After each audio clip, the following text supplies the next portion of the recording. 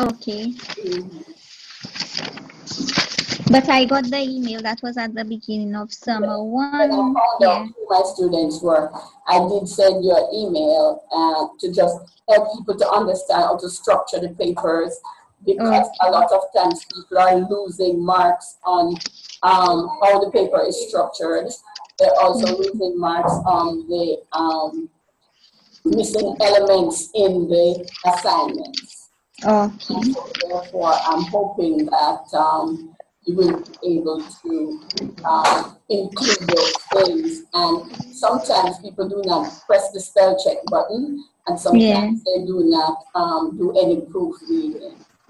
Yes. I would recommend that the student would exchange papers and ask somebody to think about if they got the idea. Okay. So, because the teaching is not really a profession where you should be secretive. You should really That's true. yes. But some people are afraid to ask for help. And as I talk about problem solving, that is one of the main reasons. Because it would be good sometime if we did problem solving in groups, or if we are able to make use of the resources that are there. St. Lucia, are you here? St. Lucia? Anya, yes. Anya, I'm from St. Lucia, and Anya is there. Yes, and Annie is there. Okay, so she's working from home as well. You're not going to be meeting at a central location. No. Can you hear me? Unless you want us to meet there. Well, I do not know, because sometimes I would like some group work. Okay. I don't know, Well, I would like group work because people will be sharing. These sessions are very long, and it's best to hear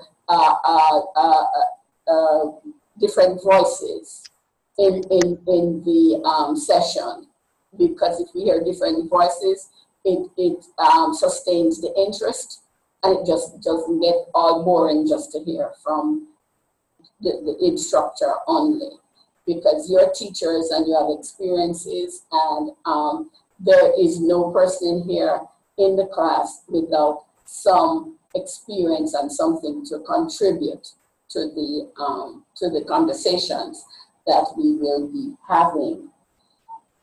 So on the days, sorry? Yes, do you realize that there will be a class on Friday? Yes, we did. Yes, because I had told them initially that I would not be here on the Monday the 20th, and that I'll be coming back to Jamaica on Tuesday the 21st. So I had anticipated that I would go on one extra Monday, to the following week. But as it turns out, they assigned the class for Friday. So we will be doing that. On the days you want us to meet as the group, you just have to let us know in advance so we can call the center and ask them if we can use the room where we used to meet. As a rule, every day, since we're talking about problem solving in the first couple of weeks, I would like to have meet for the next 3 classes as groups, because we're going to spend some time working on some problem solving scenarios, because I think that we want to get into the habit of looking and planning, because the way we are going to approach problem solving in this session is on 2 levels. We are going to be talking about the teacher as a problem solver, the teacher as a problem solver first, because we have students who sometimes we're quick to label them as lazy, sometimes we're quick to label them as ones who are unable to control their impulses in the classroom. Sometimes we label them as children who have delayed development and all those other kinds of things. So what we are looking at is, how do we approach a class where the students are working low expectations. And we are going to have some guidelines as to how to make some kind of diagnosis if the problem is not in their cognitive ability, but in a failure to deliver what we call executive functions. And we are going to be looking at that whole topic. So we're going to lay the foundation for writing the problem-solving paper. And we will, because we're going to be talking about problem solving, since it's such a big topic, and we are going to approach it as two levels. One is teacher focused and one is student focused, where you're actually looking at mathematics problems. So that is sort of laying the groundwork for the next 2 weeks. Welcome, Miss Sabrina. Is that Sabrina? Promise? Yes, thank you. Okay. I hope you have had you teach during the school year, don't you? Yes, I do. Yes, so I hope you're resting a little bit. Did you teach summer school? Yes, for a short while in June. Okay. So we have not had much rest because we're still doing this course. Okay, but it's a different kind of engagement. Yes, because at least I don't have to go to school every day. To school every day, yes. So we are going to ask people in their different sites to meet as groups, because we're going to have some group work, we're going to have some brainstorming, we're going to have people who are going to participate in some kind of presentation, because it's going to involve all of us. It's a short time with a lot to accomplish, and I cannot speak for 5 hours to bore you to death. So you will be actively participating in the course. Now, the goal, what's the goal of being in school for 12 years or 11 years? What's the goal? What's the goal? Why it is that we say children should start, some people start their children from before they're potty trained to be in school, and we expect certain results at the end. So what is the goal of being in school? What is the goal for going to school, for the time that, we see in the Caribbean? I think the time span is uniform. What is the goal? Why it is that we want people to be in school?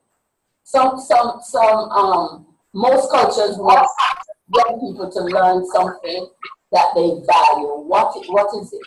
What is it? I need your input. Educational success. Success is too broad. Give me some specific. Educational success. Educational success. That is of your broad. Academic performance. What do we do in school? We teach and we test and we evaluate and we test of your academic performance. What happens when the student becomes your ages? What's the goal of school or the schooling that you received? To ensure that you get not suitable, but a good career. All right, career goals can be set while you're in school. What else?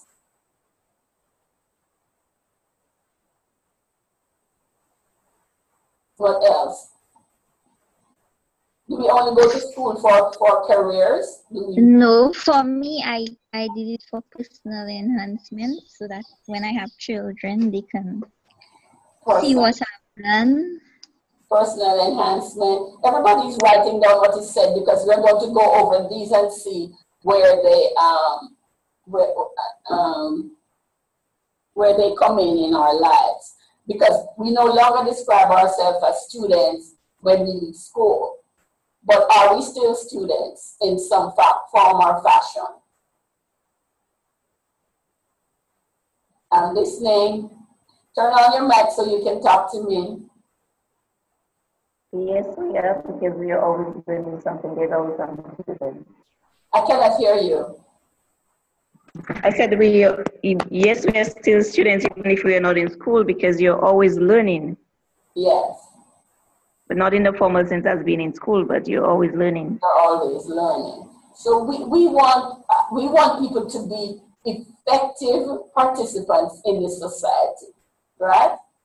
As adults, we have adult functions, and some of we have to regulate our lives, and eventually, most of us have to direct somebody to regulate their lives when they become adults, yes? So we need people who we do not only learn mathematics or social studies or history or what, but there are more general goals that these kinds of experiences will help us to be more effective. So we want our students to leave our classrooms as confident people, as goal-directed people, and sometimes people leave school frustrated and unfulfilled. And a lot of times, those kinds of people are the ones who are deviants in the society. If they saw no value in school, or they didn't understand the process, or they didn't benefit from the process, then what we have are students who are going against the grain of society. But our job as problem solvers, and now I'm looking at the teacher-focused part of it, the part A of this problem solving, is we need to diagnose their needs and deliver support. But most of our reaction to students who are not compliant, who are not learning, what are some of the ways that we label our students? If somebody comes probably with a weak vocabulary, or sometimes they have shallow experiences, we say that the home did not prepare them for school. We might describe a child as lazy. We might even go ahead and do something that is not even legal, but to diagnose a child as ADD, right? Learning deficit, attention deficit disorders, and that kind of thing. But there are other things that we are going to be looking at today that might be the problem, and that we are more equipped through dialogue and exchange of ideas to give the child support who is not functioning as expected. So, somebody was about to say something. Jefferan. You were about to say something? Sometimes teachers classify the students as being weak in particular areas. Like, for example, a child might be good at English, but not very good at math. So then they say that the child is weak in math. Yes, weak in some areas. All right. To be weak in math is almost it's very, what you would say, prevalent in our society. And some people look at being weak in math as almost a legitimate way to be. Do you understand when I say that? Because people will announce it with, what I would say, with no sense of, shame or inhibition or anything like that. And sometimes parents, you're talking to the parents, they say, if I see A's in everything and a B in math, I'm still happy because I was not good at math. Who has ever heard that from parents? Turn on your mic so you can talk to me. Yeah. Quite often we hear that. Quite often you hear that from parents. Weak in some areas, and most of the time it's mathematics. And you know what? Most people, believe it or not, do more math in their real life than social studies. Isn't that true? Is that yes, true? It's true. Yes, they do the math effortlessly when it becomes a situation where they need it. Do we agree with that? I agree, but what I observe happening, especially in me teaching mathematics, is that very often the students are not necessarily weak. They are basically weak in the algorithms, but maybe the things that we teach them, the concepts that we require of them to know in terms of mathematical language. But if you apply to their real life situations, like you rightly said, who knows, they may even be much more better than you think at the subject itself. I'm telling you, most people do more math than they think they do. But if it's out of context or it's abstract, when it's first introduced, then they do not get it. And sometimes they don't get it because of the way it is presented, but sometimes they do not have some cognitive structures in place. Not cognitive structures, they do not have some executive functions in place. And that is one topic that I will be talking about. So what we need to do as teachers, as problem solvers, we need to diagnose some things from a certain point of view and deliver support. The challenge is not an easy one, because we want to produce all the math and all the social studies and all the history and all the geography that they learn. We want them, they have to apply math to them. You know, we can go from one point to the next in an efficient way, right? If I have to, yesterday I came in from the United States. When we came in, we had to pick up our granddaughter. She needed some shoes because we're sending her to finishing school where she learned to be a lady and walk and do this and the other thing. What happens there is that the instructor for that class said she needed some wedge heel shoes. She has never worn it before. So we had to pick up the granddaughter and pick up the grandson at two different points. And we had to buy shoes.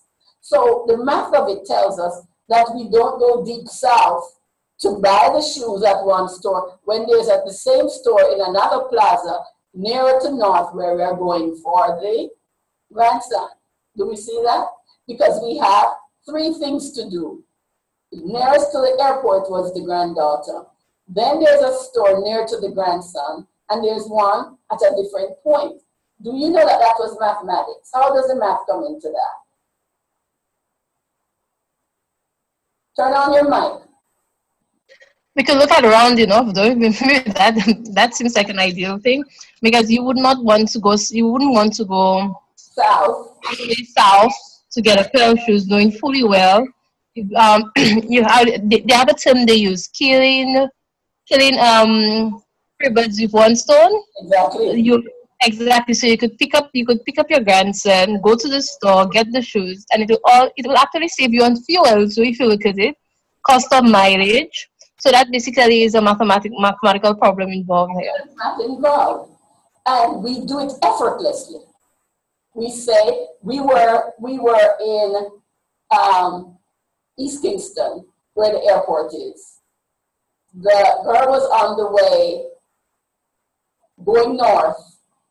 So we should go more north, since there's a store there that we decided we would go to buy the shoes. And the grandson is still further north. So why be in west? Then we're starting to go north, then we go south, then come back to north. That is, the math of it tells us that you would save gasoline and you would not be late, because we got in about minutes to 1 o'clock. She's to be picked up at 2, and the little fella is to be picked up at 3:30. So if we're going all over the place, not planning our trip, that is a part of problem solving. A great part of problem solving is planning. Now, what is problem solving? Problem solving, I'll define it in more specific terms, but we have to, if we have a problem, then the next thing we need to solve the problem is to look at a plan, right? Is that true? Turn on your mic so I can hear you. Yes, it's true. So if we have poor planning and organizational skills, then we are not going to be good at problem solving. We have a complicated task when we teach children, because this is not only one person we are dealing with or one issue, but we're dealing with a group of students, and you in the West Indies, the other Caribbean islands, are very lucky in having small classes. In Jamaica, we have very high population in our classes. Sometimes teachers will say, I'm exhausted. All the possibilities. And what can I do when a student who turns in half of our work can't remember what we covered the day before and insist on being the class clown? I've tried everything. Have we heard that from teachers? Yes, all the time. All the time. We say that we are frustrated. We do not know. The truth is that the teacher might have tried everything he or she already knows to do. But teaching how to reach students often demands a broader perspective and a broader base of knowledge and experience than one person can bring to bear on a problem. Why is a child having problems in mathematics but not in the other areas or some of the other areas? They might have problems or more problems in the some areas than others. What causes success in these other areas? Would it benefit us if we were to share? We were to say, you know, we meet as a group. We have some teachers that meet in teams. Now, sometimes it's for the subject area, and sometimes it's at the grade level area. We do not have a problem in history. That is factually based. We don't have to make any analysis. We do not have to make, you know, sometimes we can deduct what would happen or what affected, you know, the behavior in history of certain people and so on. But we need, when the problem is of the magnitude that we have in mathematics, maybe it would be helpful if we find support among our peers. And I know that some people do group planning. Do you do that in the other areas in the Caribbean? Do you do group planning? You know, saying like all the math teachers for the 7th grade meet to plan. Do you do that? We decide what we're going to teach for the term. Yeah. We meet, so we plan what we're going to teach, but not in terms of or individually. As a group in our department. Okay. Any other place? Any other person want to? Do you do that? Or the other people I'm looking at right now? Yes, we do that in my school in Dominica. Okay. We meet every week. Okay, all right. I know that some people need to plan, but I think during the planning we could have discussion. Now, are teachers secretive about what they don't understand, or they just discuss the topic at a surface level and still keep it to themselves that they are not quite sure how to handle a certain topic or a certain student? Does that happen? Oh no, but what we do at our school, some of us, we are from the same staff room. So in discussing, let's say we have a particular topic at hand, and then let's say I, for example, I'm not too comfortable in teaching it, then we do the swapping. He or she goes to my class and I go to their class, teaching a different concept. So we will do the pair teaching as well, and we discuss it, and then among ourselves, and then we say, okay, well, what the senior teachers will give a better way or a better idea to teach this certain concept. That's the kind of discussion that we have. So you feel free then to let it be known that you're not 100% comfortable with that particular topic or area, and you get some help from that. Yeah, actually, it does, it feels really good, because at times, nobody is perfect, and the fact that you can accept that, it's room for growth. You actually grow better. So then the fact that you know that you're not good at it, and then you seek the help, it makes you become a better teacher, as opposed to keep it in with you and making everybody think that you know it all. So it's actually better. It actually helps you grow. I think that is a really good model to practice, because you know that every other professional benefits from input. Every other profession benefits from input you know, to peers and colleagues. But teachers sometimes feel that they're less than the best if they are not able to, if they are not able to say with some degree of comfort and confidence that they will get support if they are not 100% comfortable with voicing these concerns. The other thing, you should have a framework for decision making. You should have a framework for decision making. That means you should be able to say, okay, I want to make a decision on what is happening here. You note what you have in front of you. And in any math problem, you have givens. Isn't that true? In any problem, they say, if this is that and that and that, I want you to give me the answer to thus and such. Isn't that generally how problems are posed? Yes. We have a problem. We have a problem. But there are certain givens. That's why we have the problem. This child turns in half of our work. This child is late. This child is overwhelmed by a task, or so on. So we have some problem solving to do, especially in Jamaica, where we are not speaking to a few kids. We're talking to many kids.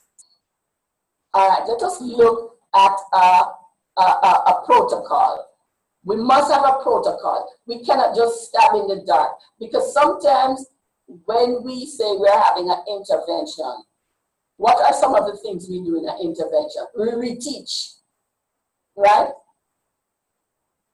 Do we reteach when we're saying we're having an intervention? Yes, we do. We reteach. But probably reteaching is not what is needed, because if we're repeating the same thing that we did in class and use the same strategies, then we have to think about something different, because the child heard that before. The child heard that before. Say good afternoon to Ricardo. He just joined us.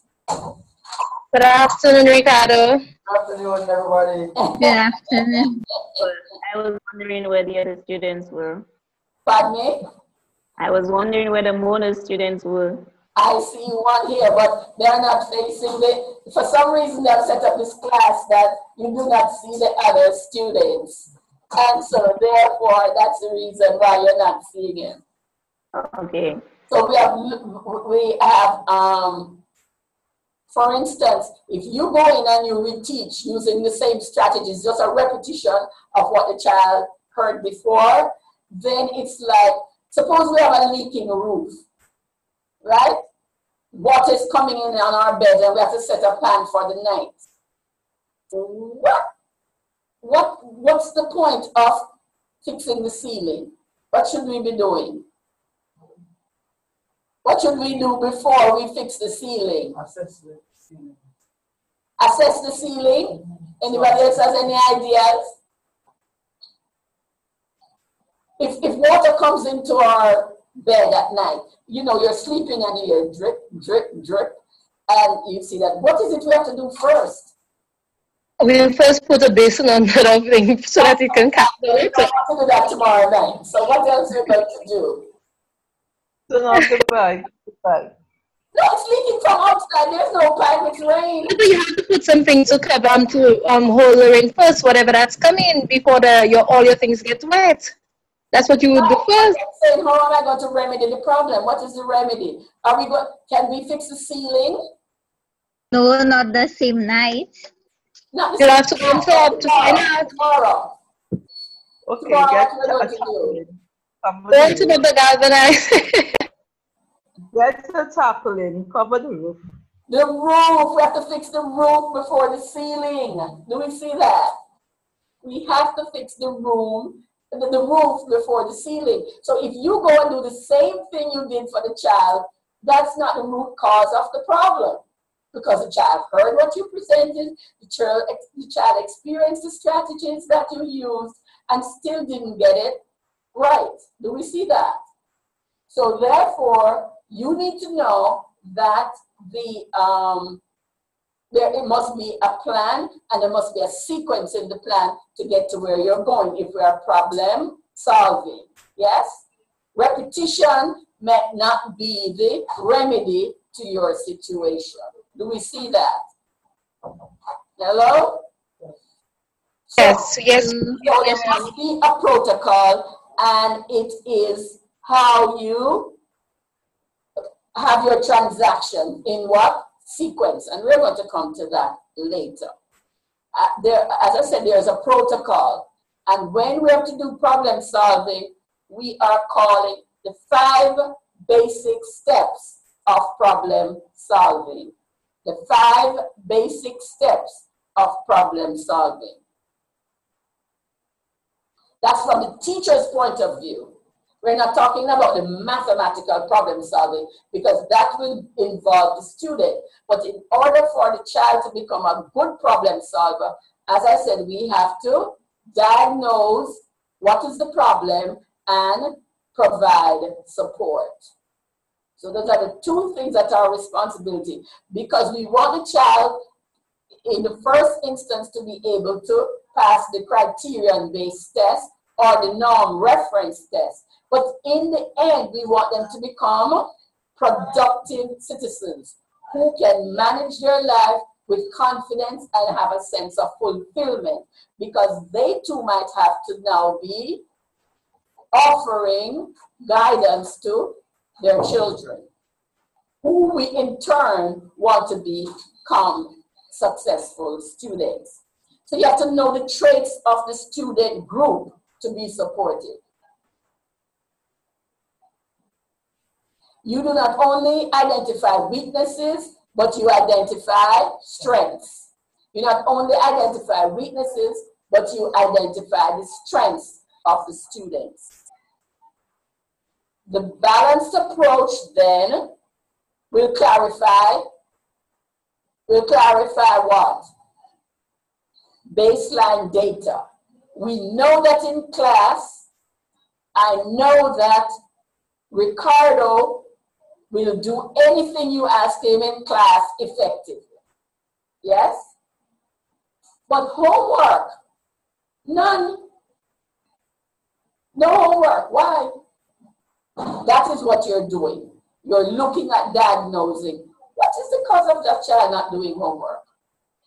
What is absent? What is present? What is conducive in the classroom that is not conducive at home?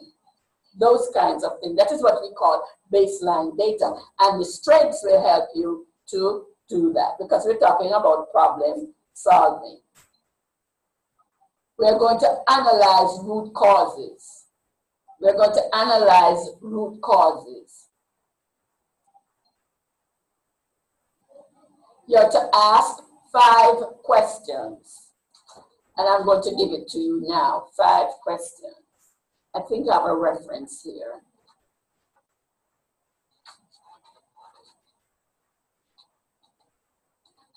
Ooh. All right. You have to ask yourself, why do you think the student does that? Why do you think the student does that? Whatever you're trying to diagnose. What would cause a student to think that way?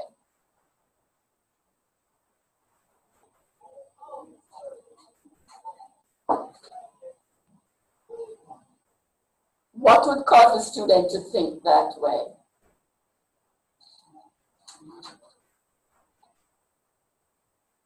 What skills do you think the student lacks that other students the same age understand and use? What skills do you think the student lacks that other students the same age understand and use?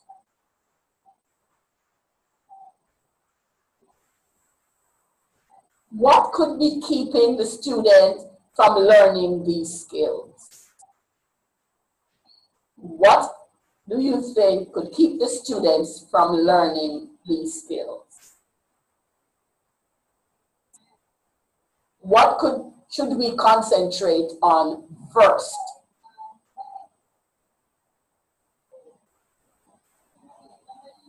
If we're talking about first and second, that means that we have a sequence in which we are going to approach this. problem.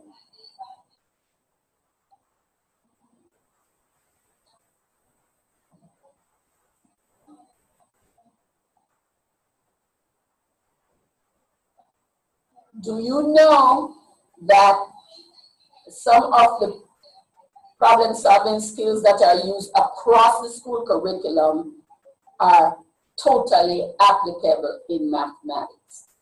These 5 whys that I'm telling you about, the question that you use for analysis, is used by Toyota. You know, they are car makers, right? They use the same 5 questions. Because there is something called quality control. And when they are making parts, they have to be precise or nearly precise. There is a little window, maybe not a lot, maybe 2 millimeters or something, that there is, things have to be rejected if it's not within the window of tolerance that we talk about. So if they're making a part, it might be 2 millimeters under the precise measurement or 2 meters above, that could pass. But bigger than that, it would not fit. Or smaller than that, it would have too much room to wiggle. Do we understand? And those are the same. So what we are doing, this person might end up in a career that requires quality assurance. They might be the quality assurance person. They have to know what is tolerable in terms of deviation from the exact model, if that will pass. Sometimes it has to be rejected and sent back to the people who make it in the first place. Set clear and measurable goals. What's one word for that in our lesson plan? Smart. Say one word. I hear it. Objective. Specific objectives, yeah. When you set clear and measurable goals, it must be focused, all our clear and measurable goals must be focused on the action plan. It must be focused on the action plan and serve as a basis for monitoring the growth of the student. Right? So if the idea is to get the child to understand what we'd say, factoring of quadratics, then we have to have a clear and measurable goal, or more than one goal. We're supposed to have clear and measurable goals. First of all, the student must be able to multiply. The student must be able to use a distributive property. The student must understand a little bit about indices, squared or cubed terms. Do we see that?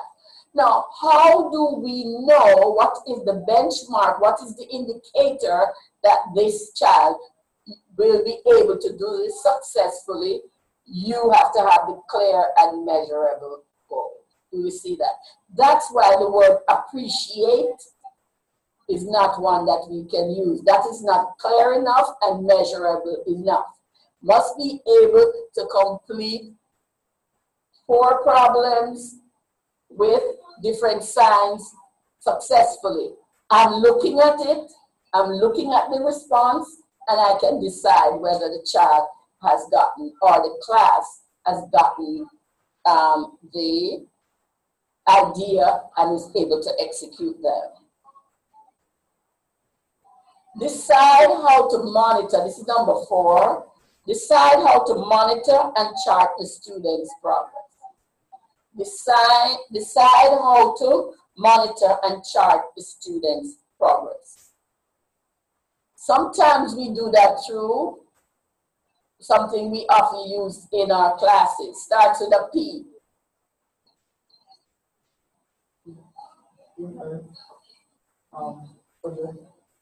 It can be a project, but it can also be a portfolio. What? What did you say? Man's task. Something that the child would do in the class and you watch. Yes, sometimes it's just an informal thing, but that is something that we do not register all the time, but something that we have proof. Sometimes we could make a chart to show the class how they're doing. Sometimes we could make a child can have their individual chart, and that is mathematics as well, because that would be like a line graph or a other type of graph based on what we are doing. All right. Then the last thing we have on this in the 5 basic steps of problem solving from the teacher's point of view, right, is to compose intervention options and select a plan. So we say, okay, my class did so well in this area.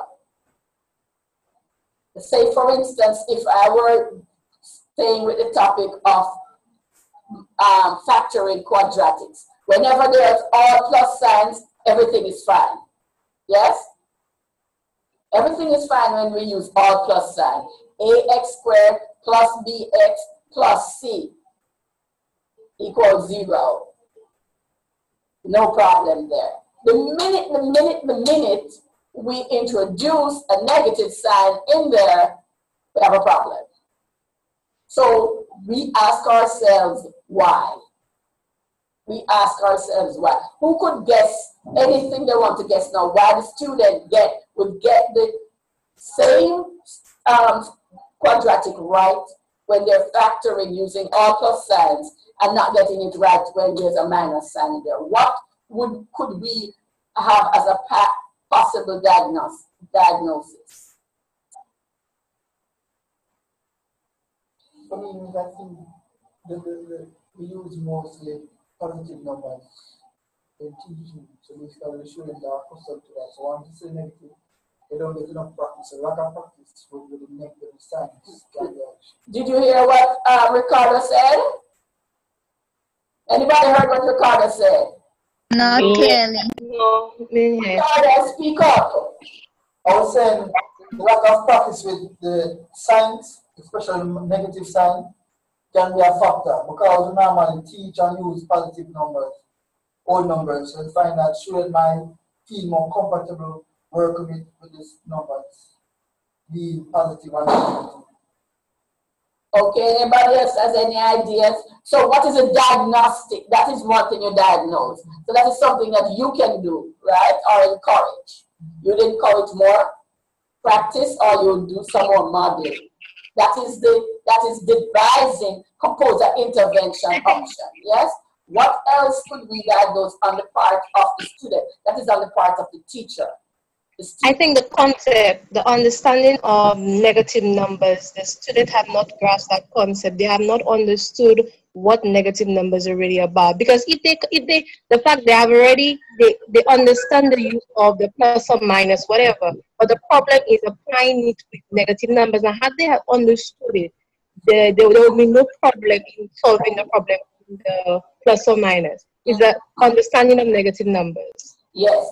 And a lot of times when we have students, they do not understand negative numbers. And in solving quadratics, we have to have them to multiply something.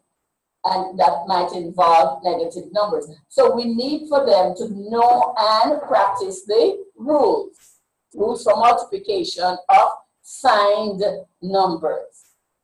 Rules for multiplication and addition of signed numbers. So those are the 5 basic steps for problem solving. We are looking at it from the teacher's point of view. The scenario is this. We have a class of students and students are showing areas of strengths and weaknesses in different areas at different times. That's not an easy task because, you know, most other professions, if they're looking at a problem, you know, like the doctor, he will look at the specific problem to that person, and they get help, right? Oh, doctor, I sprained, like I'm wearing sneakers today. I don't generally wear sneakers to work, but I have a twisted ankle. So he's not looking at my eyes, my ears, my heart, my nothing. He's looking, he's focused, right? Another patient comes in and they pinpoint the problem. Sometimes the diagnosis is difficult, but he is dealing with one-on-one. So he can say, I send you for this test, that test, that test. I rule out, it's not that, it's not this, and he kind of come in closer to a diagnosis. But as teachers, we have reluctant clients. You notice that teachers are the ones who are the reluctant clients. I don't want to be here, my mother sent me. Do we see that? So the thing is, we have a daunting task because we work alone, and we don't have to all the time.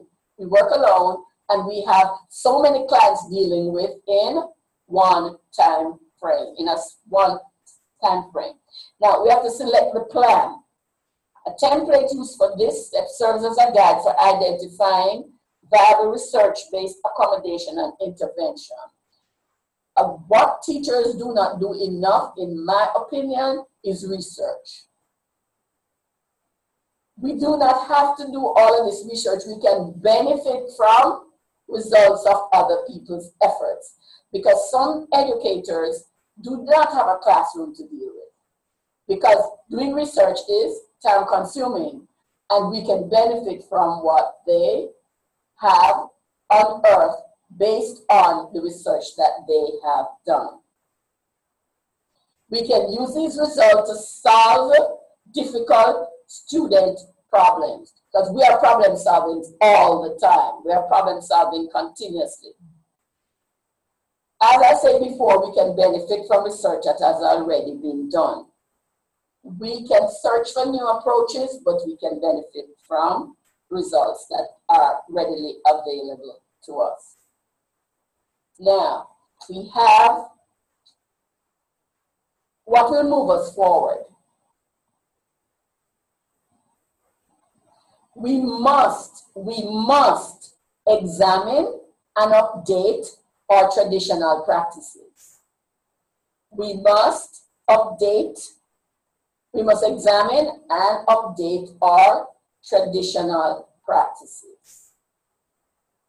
In Jamaica, I don't know if it happens in the other islands, but our education department has some pilot schools going with practices for using tablets as a part of the learning experience.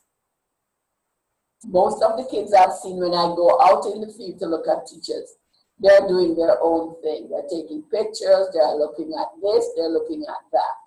That is a big problem. Maybe I'll ask you to do that as your problem-solving project. How can we effectively use tablets in school based on the function of the tablet, the function of the teacher, and the whole reason for putting them together? That's a problem to be solved. Another thing to be solved in Jamaica is our transportation problems. Buses that are made to carry 15 people maybe sitting and maybe 10 people standing have 35 people in the bus. When the police stops them, they unload the bus and you think it's 3 buses that they have stopped. It is just 1. Okay? First, you look at the 5 steps for problem solving. Secondly, you have to focus on what will move us forward, what will solve the problem, because that is all of life. All of life. There was someone to me who, she always borrowed money from me, but she paid it back in time. But if she's borrowing money, that means when she gets her income, what is happening there? If she gets X amount, she has to subtract out Y amount to give to me. So she ends up with X minus Y on this pay period, and next pay period she's in the same predicament. Do we see that? What do you think is something to solve her problem? Should budget. She should not borrow. Budget. She should budget. Yes. What else? Increase. You have to speak up. Increase your income, therefore getting a second job or doing something on the side. Exactly. Benefit. Exactly. Because it's not most person salary is fixed, so it will be increasing anytime soon. Therefore, doing additional work will benefit or doing something on the side. You hearing Ricardo? Are you hearing Ricardo? Yes, we are. Yes, we are. Who agrees with him? I agree with getting the second job. Yes, you can get a second job. Do you and budget? What else could we do? They're brainstorming now. Expenditure. I cannot hear you, Gary. Cut back on some of her expenditure. Cut expenditure. I'm writing. Second job. And what else? Practice budget. better saving Budget. habits. Prioritize. If we cut budget, sometimes in cutting the budget, you can prioritize. So basically, the pool in terms of coming together with the person and obviously in the same situation and less expense. So eventually, lunch, work, colleagues. Lunch, yes, you can cut expenditure. Who brings their lunch to school every day? Who brings their lunch to school every day? I do. I do. I do. Yes, my colleagues used to say to me, Joyce, you bring lunch every single day? I say yes. And the days that I don't bring lunch, I don't eat lunch, period. Because if you were to look at the amount of money that you spend on buying lunch every day, it would surprise you. So this student, this friend of mine who borrows money every time, I said to her, you have been faithful in paying back, but it leaves you in a position of being a borrower over extended months now that you have asked me to lend you money. What I want you to do is to bring me a list of all your obligations and your pay stub. And I'm going to try to work something out for you to not to be borrowing. Because I don't have any problems with you because you pay back. But you're no better off when your salary is spent before you receive it. Then you're short if you have to pay me back. So you're caught in a web. And she did that because I'm not the one to go say, you know, this is the money she's getting to anybody else. That's not me. But the thing is, when I looked, some of the things that she had to do were like must, because she had a house with a mortgage, she had a son, that. Sometimes you can cut back, like maybe on cable. Good afternoon. Good afternoon. Maybe on cable bills or other kinds of bills. Lunch bills is one that you could cut back on. You know, I didn't order any lunch. Am I supposed to give a lunch period? Where do you get the lunches from? We're up in the office? Across the park? Oh my. Yes, well, I was traveling when she asked for it, and when I looked at my email, the date had passed to make the choice. So.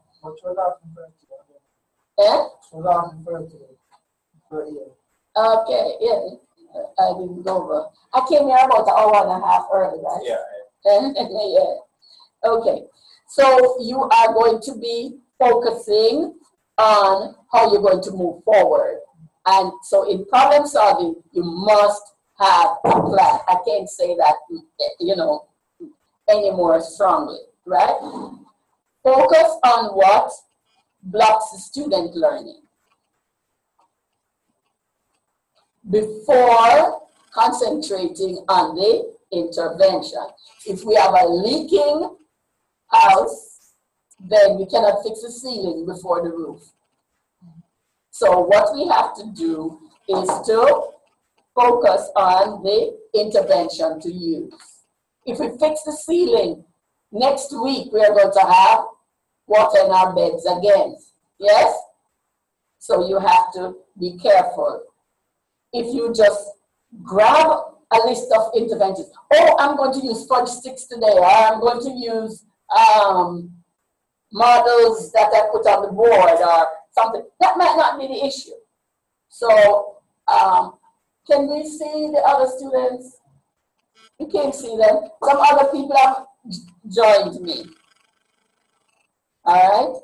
We have to minimize the guessing factor by staying informed on current researches. So what is one way the teacher could use for that?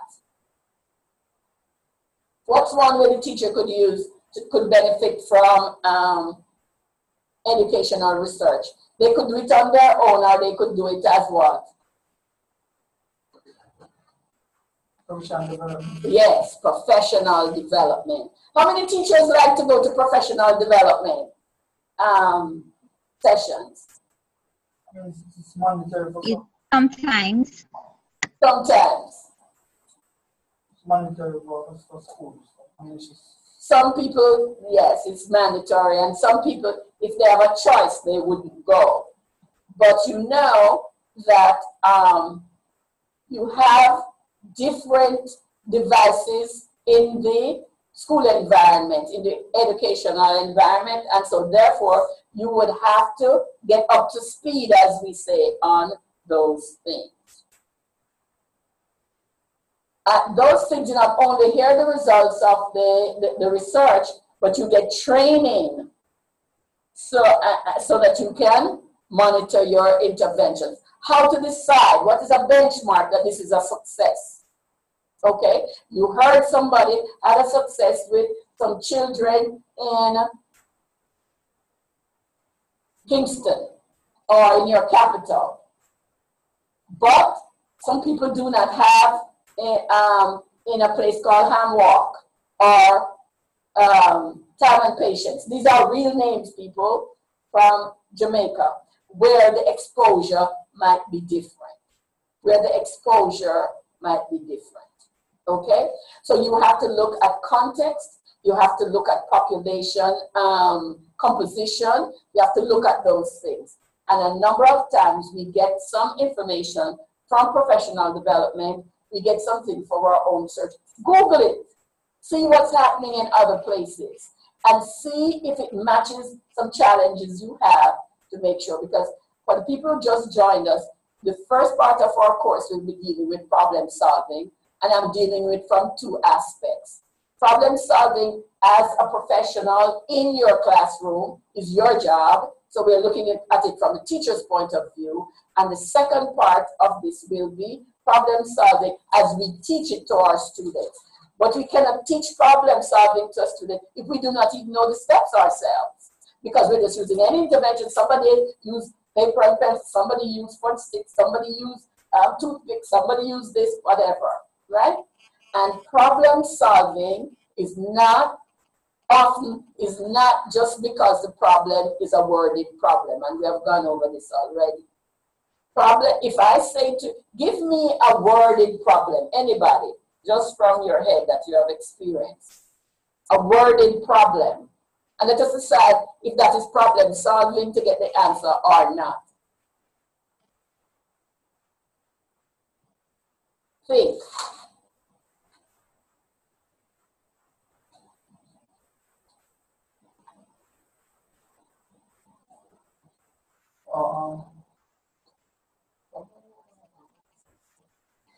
You need to speak up. You're okay.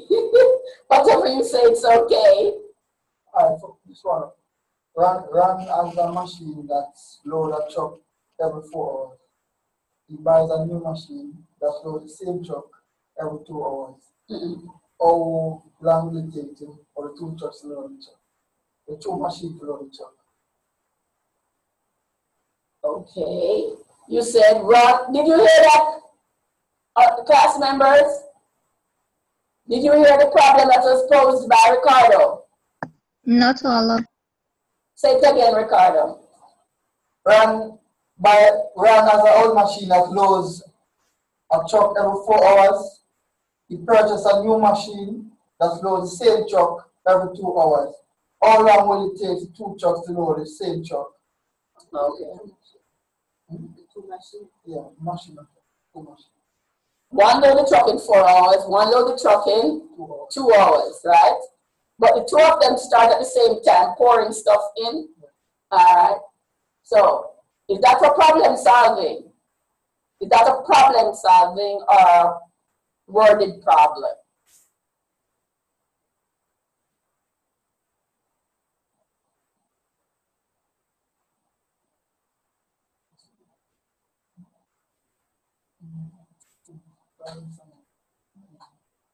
You think it's problem solving?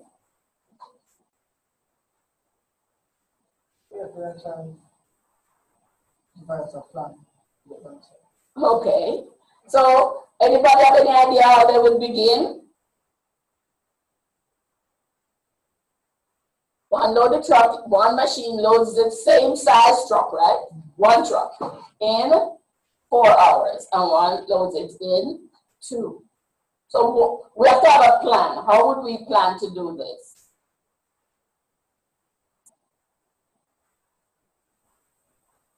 And what the scenario is that these things will start pouring whatever material to load the truck at the same time. Is that what it is, sir?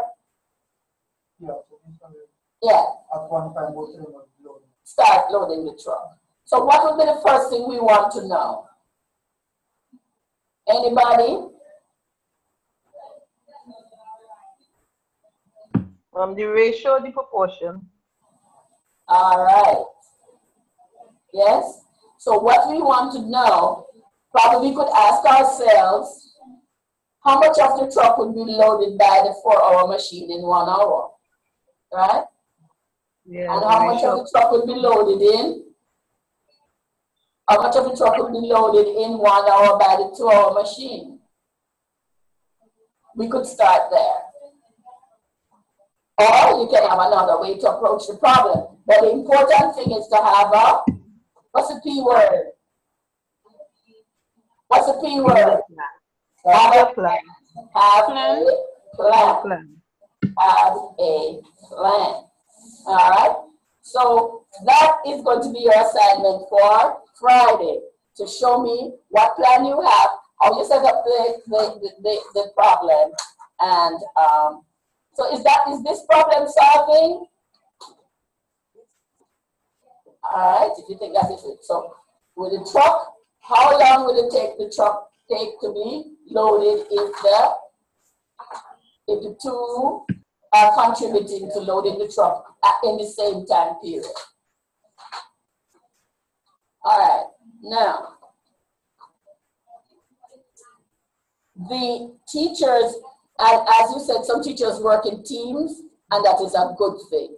And if you could create, or the HOD or the school has an environment which is conducive to that kind of sharing, and acknowledging that sometimes you do not have the most effective approach based on results in the classroom, that you are delivering what the student needs. That is one thing. Okay? Now, so a team approach is one of the suggestions to get some ideas. We are going to be looking at what the problem-solving method is and what it is not.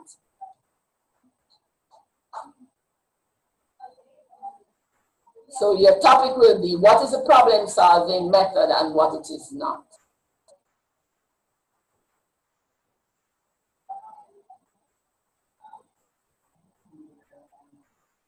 It is teamwork. It is teamwork.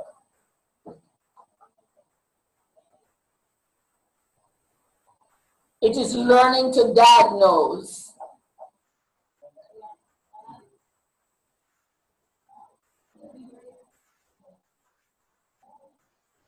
by investing time and effort.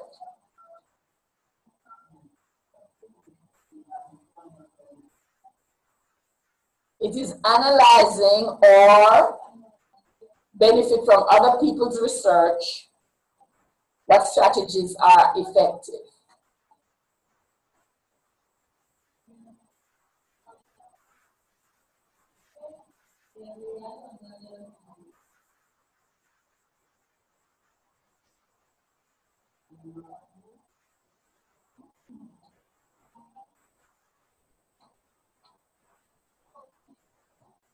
You know, as I said before, one size does not fit all.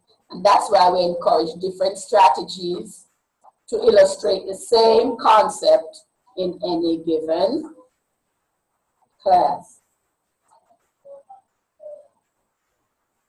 So we have to look at different types of assessment that we had mentioned last semester.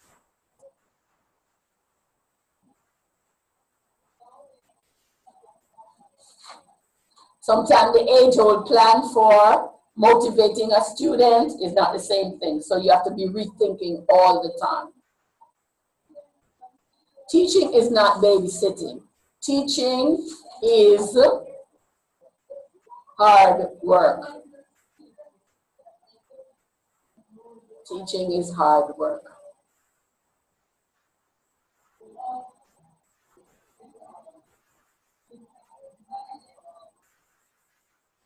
You do not, now what it is not, you do not have to solve problems in isolation. So it balances the teamwork that we just spoke about. So you can put them in two columns. It is not trying to solve problems in isolation.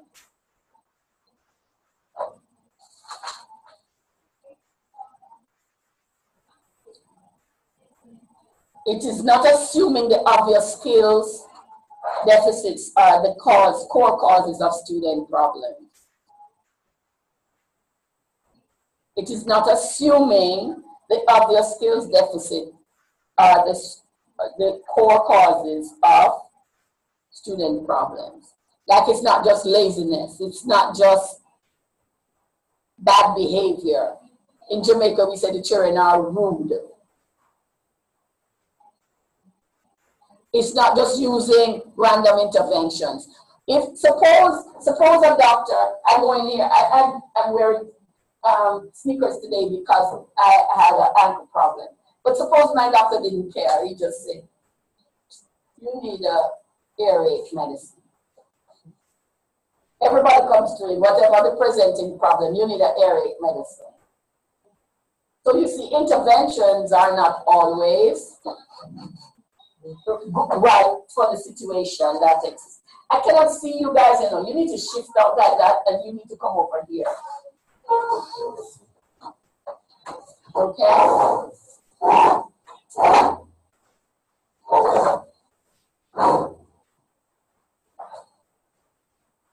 It is not grouping based on low performance. Like some people believe in the model that all slow kids should be together.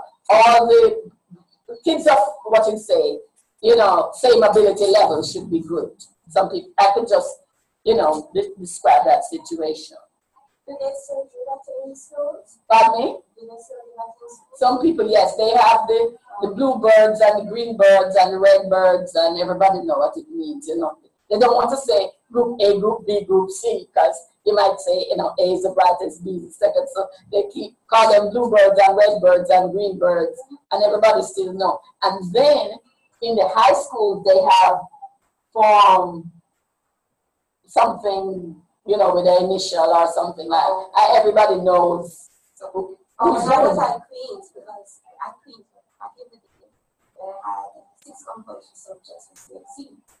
So the persons who are allowed to do the 6, you put them in 3 classes.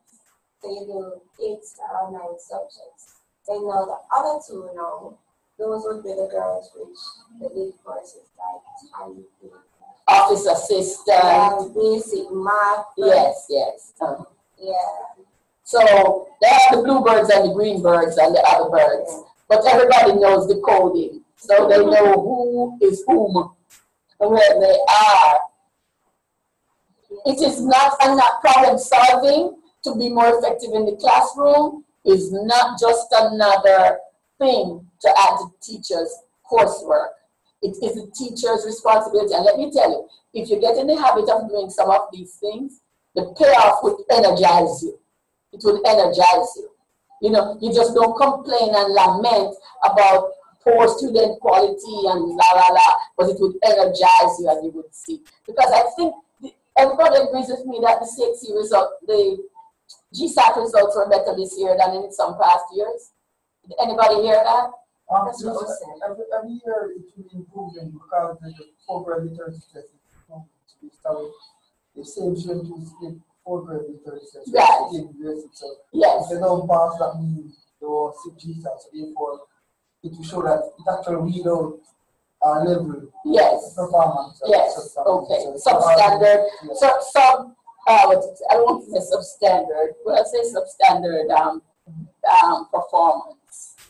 I have a little fellow that I am helping. I was away, but the results haven't come out for the grade 4 achievement as yet, has it? I'm not sure. I don't think so. I don't know. Because they took it on the 30th of June.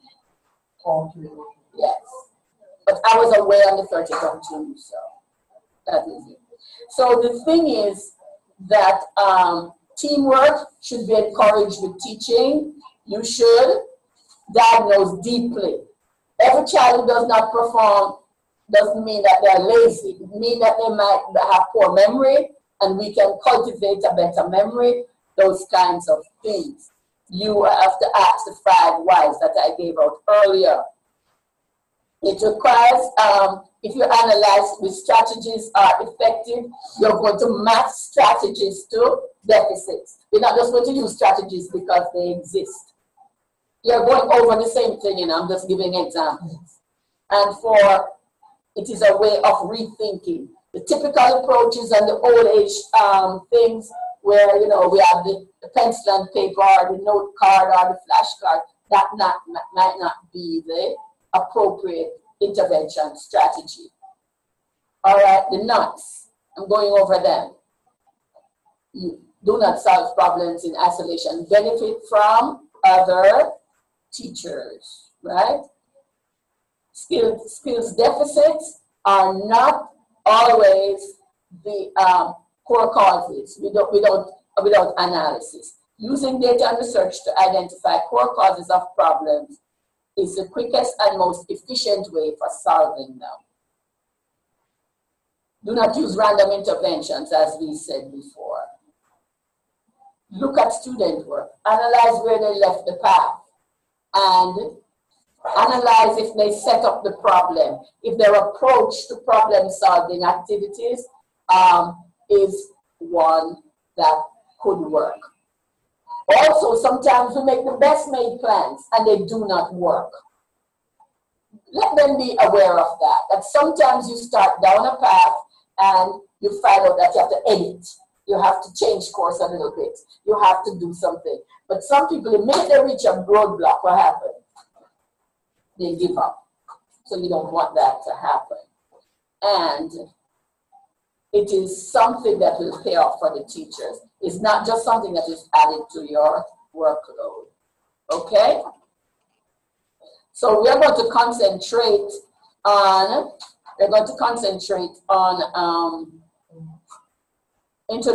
I'm going to introduce you to some ideas related to what is called the neurological research, which is the brain functions.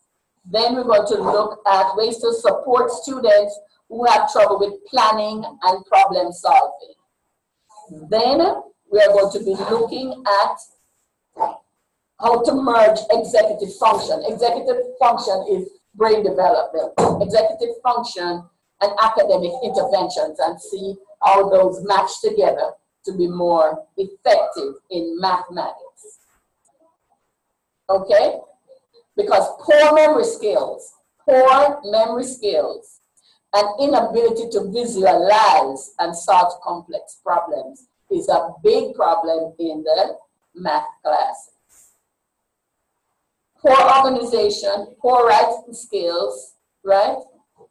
And self-confidence, poor self-confidence, cause children to suffer in problem solving. We're also going to look at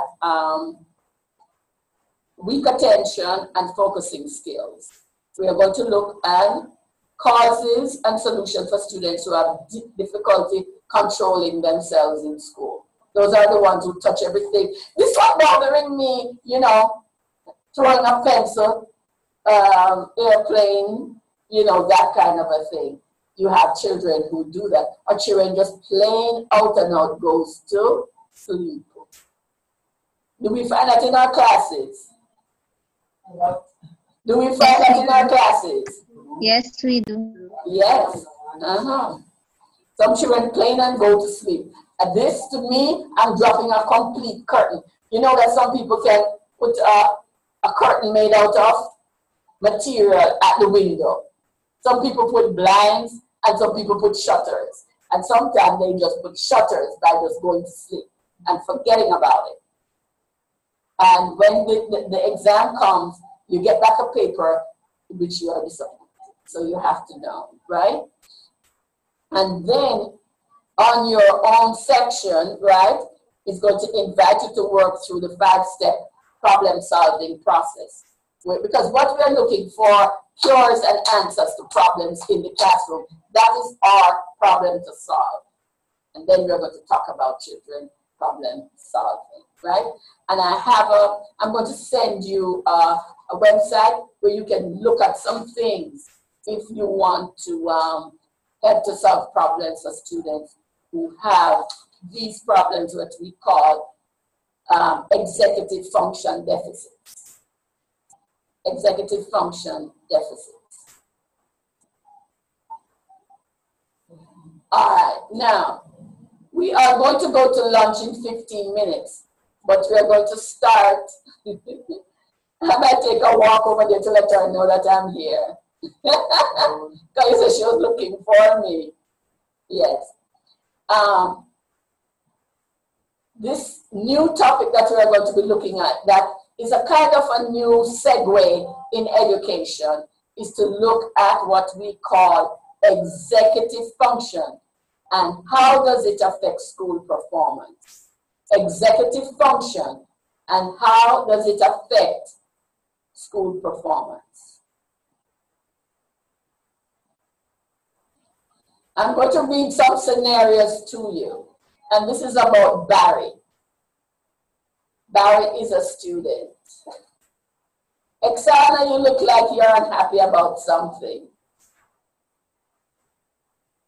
She doesn't hear me? Zana, you look like you're unhappy about something. Now you're smiling, that's better. All right, Barry is the first scenario that we have. He's getting an F in social studies.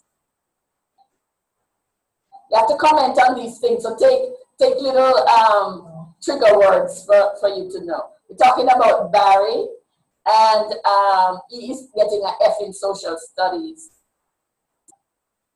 He does not, mostly because he does not hand in his assignment on time. So you can just write if he does it at all. You can say late or none at all. If note-taking skills are a disaster. Somebody wants to talk to me? If note-taking skills are a disaster, his mind wanders. And when he does manage to be attentive, he tries to write down everything. Do you know some people, when they're taking notes, they do not know what are the salient points, or they do not know what trigger words to write. Like you could have a bullet, you know, a dot or an apple or something, and you write the trigger words so that you can remember the content of the scenario. You should be doing that just now. He has trouble separating important from unimportant details. And he does not remember directions or step in the process. Now we say he's getting an F in social studies, but are some of these skills necessary for doing well in math? Are some of these skills necessary for having success in math as a student? See? For example, you have to speak up so my other people can hear you. I said definitely. For example, separating important from unimportant. Because sometimes we have what we call in math extraneous information, or we might have an extraneous solution. Sometimes we have that, don't we? Now Beverly, she's always disruptive in class. Always disruptive. She and her desk don't have anything to do with each other. She's over there. She's borrowing a pencil. She had lent somebody something. She's getting something from somebody in another class. She wants to leave. Then she disturbs both classes. Right? Our attention is everywhere. Just like our body is everywhere, our attention is everywhere. Except on the assignment. She makes same mistakes in math over and over and over again, even though our teacher reviews the processes with her multiple times. Who has ever had the experience? They have a lesson plan, it's well executed, they think, I think, it's my class, I think I have a well executed lesson plan, and then now comes the time for the assessment at the end of the class. And everybody I go to, every book I look at, I have to explain something. What is happening there, teachers? What's happening there? Turn on your mic and talk. Maybe teaching has not taken place. The students haven't understood the concept. Students haven't understood the concept. Is that a successful class? No. It depends, maybe your teaching strategy that you use may have not catered to them. Maybe. I wouldn't blame, it can be a successful class, but I guess few objectives, one of the objectives I talk about might not be met in terms of the students who are not actively engaged, so to speak, at the point where the critical points in the lesson. Because if you're going to say flat jaw, if they're not doing that at that point, they lose the lesson, they lose them. If the teacher is just speaking about the topic and not giving them the hands-on activity. So I guess that is where sometimes they are lost, or even they're connecting the dots. So basically it's new to them and they're using the existing schema in their mind to connect, to relate to this topic. So probably it will take a lot of time, probably with practice. No, I'm not. You're introducing variables that are not in my scenario. When I'm finished teaching, I had my objectives set out, I had this, I had my strategies, I had everything. And when I give the assessment, the informal assessment at the end of the class, I want to see what they have gleaned from the lecture, right? From the activities that they were doing before they were asked to do individual responses. I have to tutor them again at their seat. Put in that. And then I go to the next person after, you should have. Or I go to the next person, he said, you forgot to do this. If I find myself doing that in most of my students, what's the problem here? Maybe again too, maybe the way you went about teaching the concept too, maybe that's all about you and not them. Maybe the way you did the way you delivered, maybe you stood in front of the chalkboard, you spoke the entire class, you assumed that being on the chalkboard for the entire class they would have grasped. They may have been looking at you in the eye and claiming that they understood everything that you taught. And at the end of the day, only to find out the assessment is giving you something otherwise. Maybe the teaching strategy, again, it all boils down to that you used. That's right. That is one of the root causes. Because now, if we have that situation and we assign homework at the end of the class, right? What do you expect tomorrow or the next math class? What do you expect then? Other students would do it well. Pardon me? Other students would do the assignment well because you taught. And what do you think I would really receive?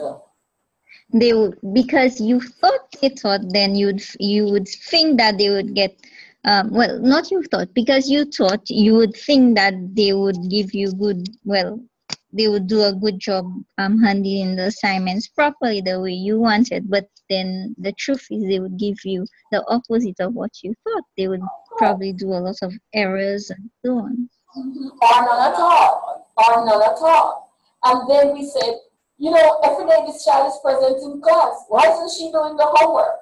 Or why isn't he doing the homework? So for teachers, we have to do problem solving. Believe me, we have to do problem solving. Okay? All right. Dana. I'm making up these names. Dana arrives at class on time. And it's a rare day when she remembers to bring her supplies and for the assignments that she needs. She sits and stares instead of getting started on her work. The quality of her written work that she produces is marginal, okay? Even though she can answer questions orally as well as anyone, her tendency is to give up when the work gets challenging, and she really checks her assignment before handing them in. I see that in my students at the university level. Finally, they put something on paper 2 hours before it is due. They run across campus, get it copied, no proofreading, no nothing, and the paper is a disaster. Because that person has poor planning skills as one of the things that needs to be addressed. We need to know these are some scenarios that are common to our students. Everybody who has ever been in a classroom for more than 5 months knows that these are some of the presenting problems. Each of these students may sound like a candidate for special education, but some research has shown that what you call executive function or lack thereof could play a part. So we are going to look at executive function. What is executive function? What is executive function? This is something that is new to myself as well. The definition, executive function, I'm going to speak slowly so you can write it down. Executive function is a term used by neurologists, that's out of education now, to describe the brain processes that drives our ability to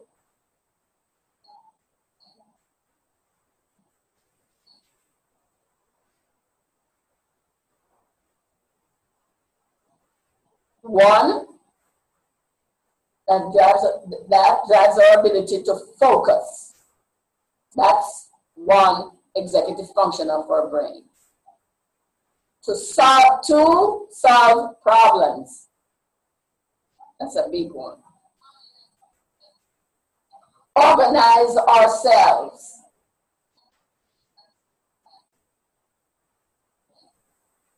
Remember information.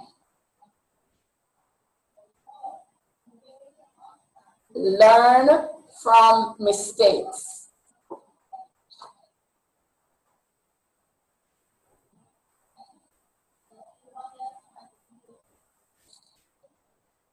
What number is the next one? 6 is the next one. To manage impulses. You know that the child is all over the classroom, borrowing, getting something, fell something, you know, whatever. That child. So we have 6 things that is a term used to describe executive function. How many of them? Yes. Repeat the last thing. Manage what? Manage impulses, your actions during class. You know, you need to be attentive. You need to be able to do this. You need to be able to do that in your seat if you're going to get some of these things done.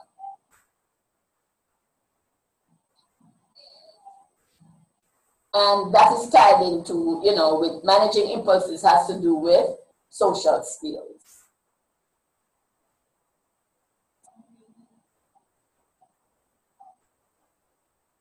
this man, Dr. Russell Barkley and Thomas Brown, noted researchers in the area of attention deficit disorder use the analogy of an orchestra conductor to describe the brain executive function. What he's saying is the conductor is the one who is cognizant to bringing in the different people, you know, and to play their part, or collectively, in order that you might have the piece presented in a very good fashion.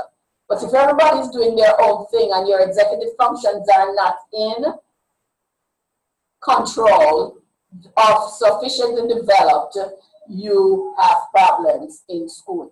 And sometimes, you know, I never have to speak to this child about being unprepared. I never have to speak to this child about organization. They present with their material, they present with what they need. If we say bring a geometry set, if we say bring your ruler, if we say bring whatever, you are there with it. The child is organized, right? To remember information, you know, the one that is always railing out of the seats all the time and telling you the answer to your questions that need a one-word response. Difficulties for many people is to learn from their mistakes. Is there any value to making a mistake? I'm listening. Is there any value to learning from mistakes? Is mistakes always a bad thing? No. Not necessarily, no, it's not. You can give me an example where a mistake could be something positive or could be interpreted in a positive light. Mistake, I mean, we are not all experienced. Therefore, going through a situation, you can make mistake and from that to learn. So you do it over again, you'll be more better equipped for.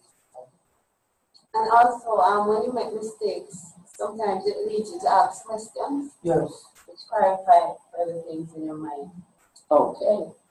So mistakes can be a springboard to something positive. Because you're now knowing you can rule this out. This is not going to work. And so when we have a plan, and when we're doing problem solving, we have to have a plan. We can say, okay, this is what I thought would have worked, but it didn't. But why didn't it work? The 5 whys again, right? Why didn't it work? Because we know that this one can be ruled out. And that is what, as I say, doctors do that. They might send you to do 5 tests. And this one rule out the fact that it's not a kidney problem. This one rule out the fact that it is not a liver problem. This one rule out the fact it's not a heart problem. So we have to look somewhere else. So that shuts off that avenue, and we're not going to spend any more time over there. So it's not a mistake on their part, but they have the tools to rule out certain things. When we are conducting some kind of problem-solving exercises, we need to know where to look for information, and we need to know when to edit the plan. We need to know when to edit the plan. All right? These people, Brown and Barkley and Brown, so you can look for those people, Russell, Barkley, and Thomas Brown, because this is a new avenue providing us a new perspective on how kids behave in school and what we as teachers who have to diagnose and treat can look towards. They have done work on attention deficit disorder. And you know, I don't know for the other islands, but in Jamaica, we do not have a separate plan for children with emotional disturbance and learning disabled.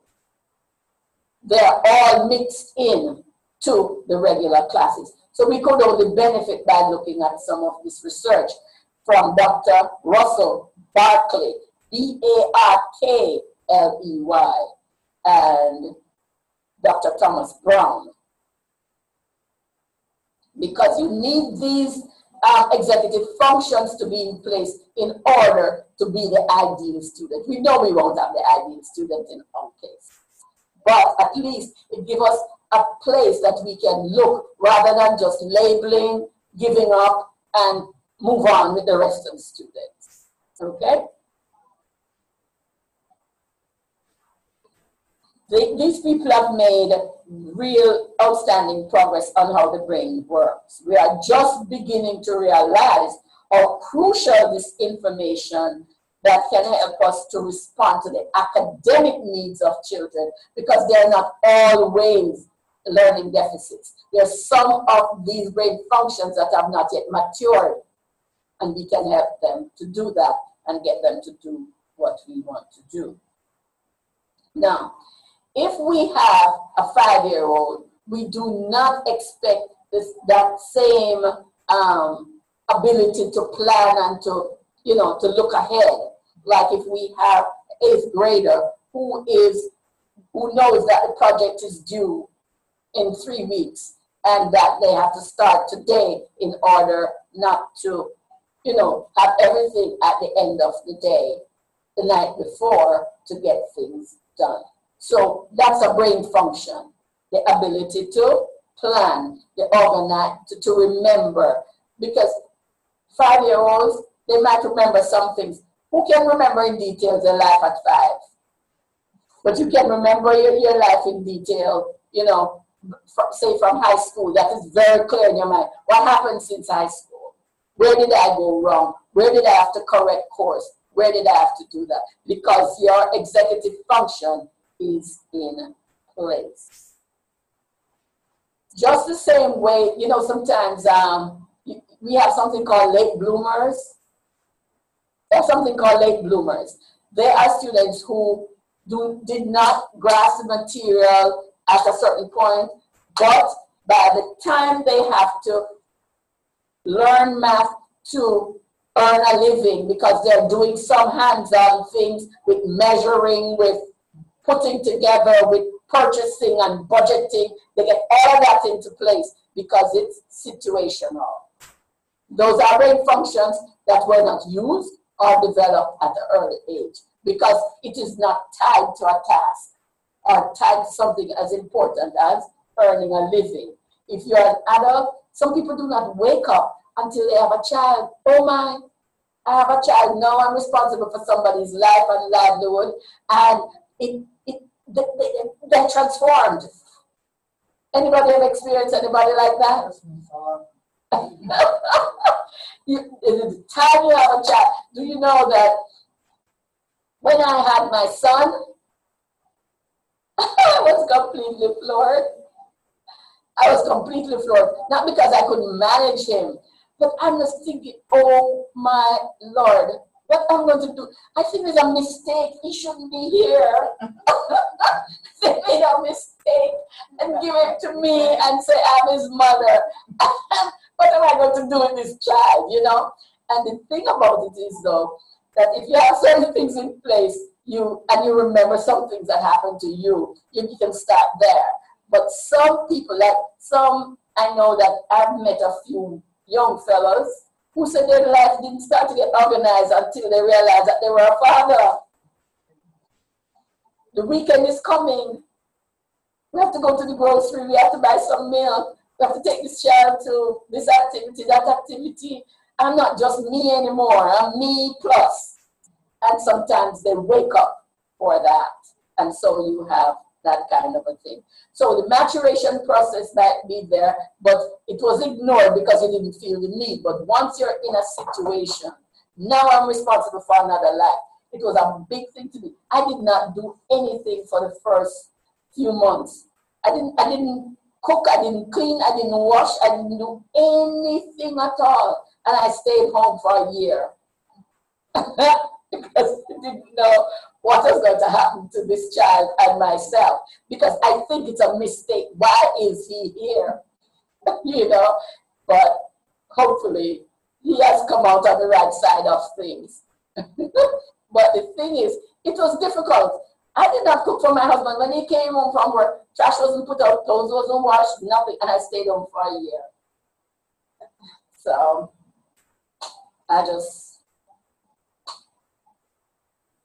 He came in, I was Joyce Brown, so he called me JB before I was Higginbotham. And he said, JB, what did you do today? I said, look at him too. I look at him when he was sleeping and wonder why he was there. I didn't vacuum the place because I didn't want to wake him up. I didn't do anything. Nothing. When he came home, I took a shower because there was somebody else to look at him. But I just looked at him and wondered, what is this? Anyway, that's the thing. So you mature once you have this child and they say, this is the one you take home. And we are not there. I did something very bad. When he first came home and my husband went to work, I took him to the doctor for about 10 mornings straight.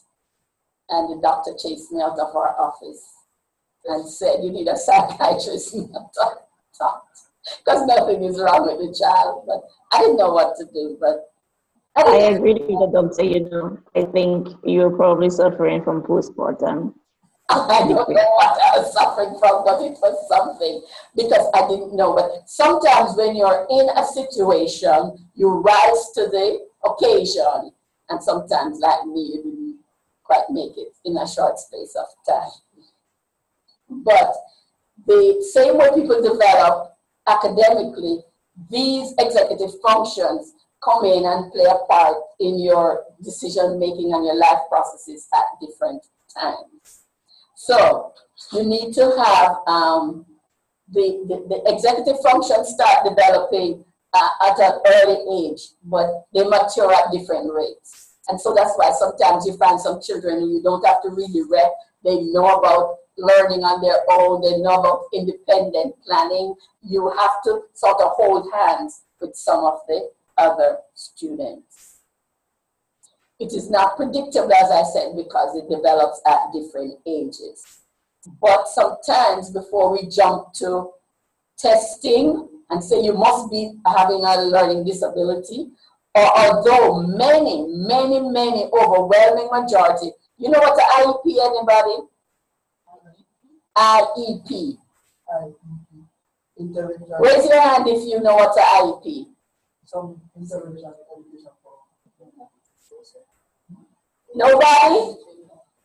An IEP is a plan, detailed plan, that is made by a team of persons who, for a student who has been tested and diagnosed with a specific disability.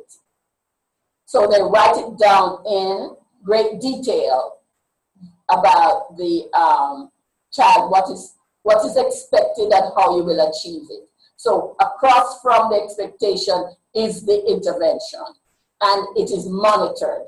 And every day you have to write a note about these children, but these children are in our classroom, right?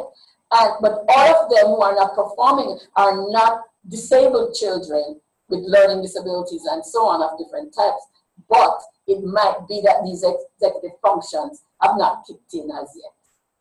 And so rather than jump into testing and labeling or punishing, because you didn't do your homework last night, so I want 2 homeworks tonight for tomorrow.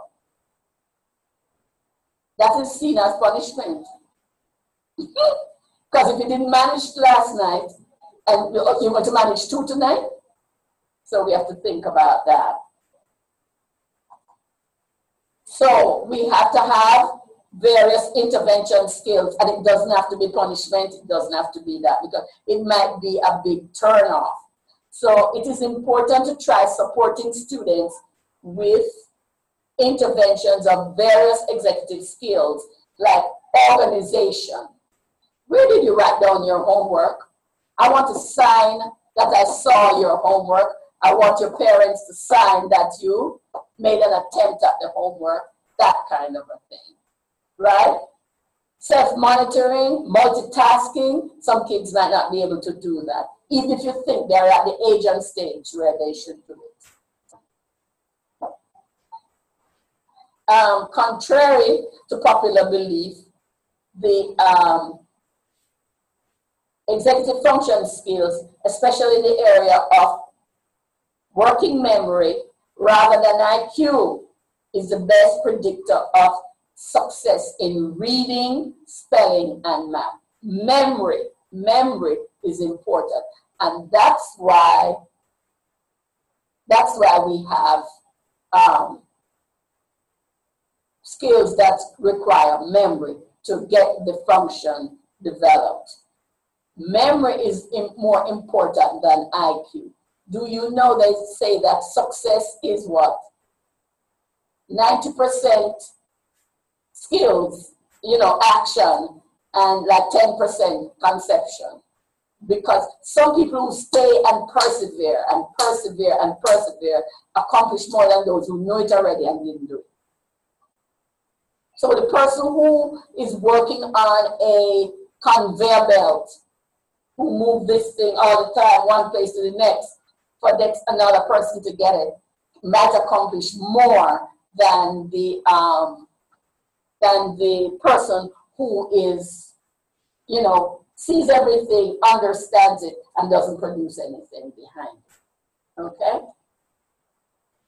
It has, though, that some people have a very low IQ and they call them learning disabled, or they teach them dull normal or some other label that they give to them. But look at Barkley and Brown and you will see some of what they are doing. All right. Special ed teachers will tell you that the students experience problems with organization, memory, attention span. And some of the teachers in regular school, especially in Jamaican school, have to raise their hand if they say the same thing. Genetics, disabilities, stage of life, gender, quality of family life. Sometimes in families, they create an environment where the child has a block of time to say, like in my case, my mother, you came home from school, you had a little playtime, and then you have your dinner, the dining room is cleared, and everybody do their homework. So it is, the evening is so structured. But sometimes parents are not at home. Sometimes parents are working a second job, so they don't borrow every time out of their next salary. And so therefore, you get other variations to this kind of structure. But you need to, I know a lady used to monitor her children on the phone. She calls every minute. You finish your homework? Did you do your homework?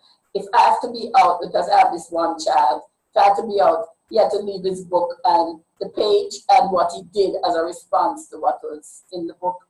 So I looked at it. But you have to be diligent about that. And some children's lives are not thusly structured because of all varying reasons.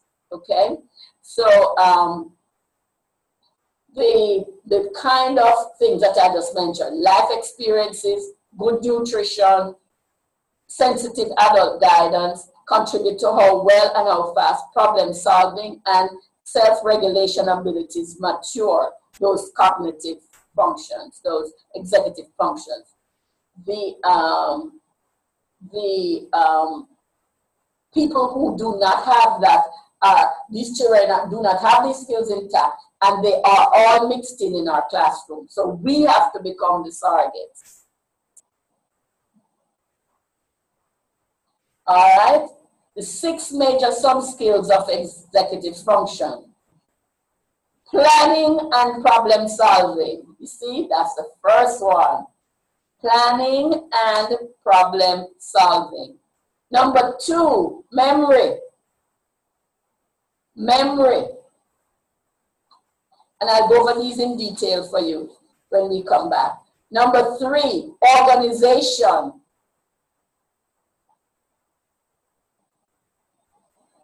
Number 4, focusing attention. Number 5, impulse control. Number 6, self-monitoring. All right, what time is it now? What time do you have? Mine is 3:30 to 4. Okay, 30 minutes to 4 o'clock. Oh, what happened? Did I do something? All right. Yes, so we are going to take a 20-minute break because we have to come back for 2 more hours. So we should be back by about 4:15, 4:15. So you can go eat, take a nap, drink some juice, do something. I'm going to walk across the campus. All right? Raise your hand if you heard me. Yes, we heard. No problem. It's okay. Yeah. All right, 4:15.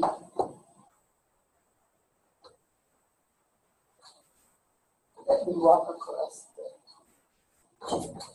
You can eat and do whatever you want. Yeah.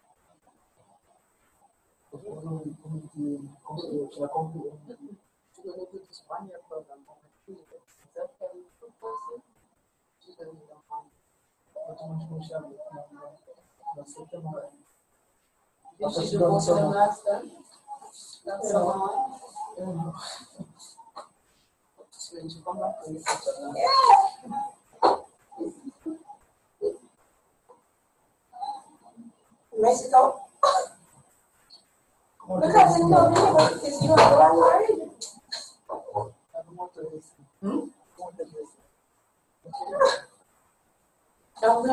It's your first one. First part. Yeah, so much thanks for no problem. I just want to see what she covered here.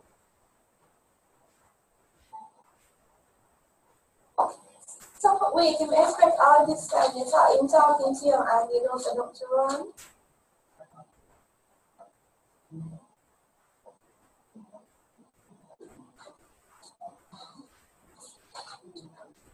Yeah, because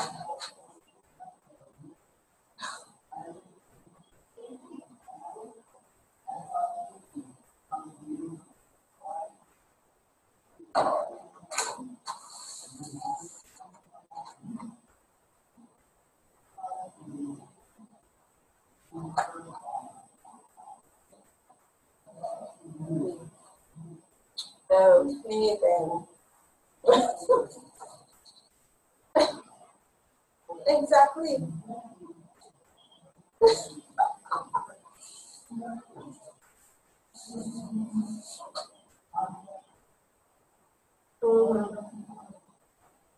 He couldn't.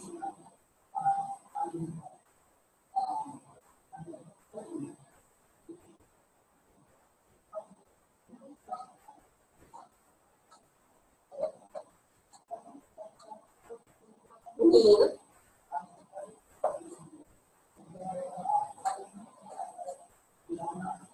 I ran the water and pick them coming down there.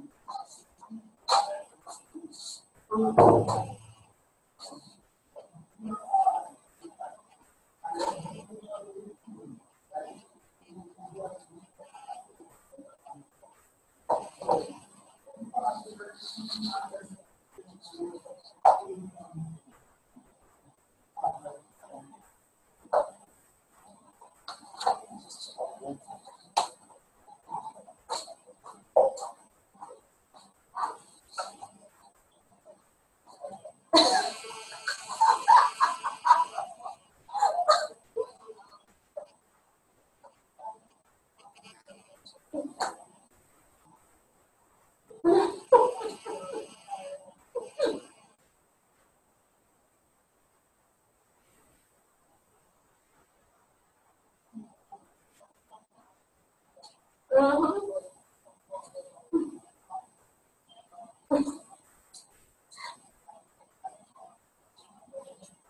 it should be, but no, but I mean, it should be equals, it should be about, everybody else must come secondary.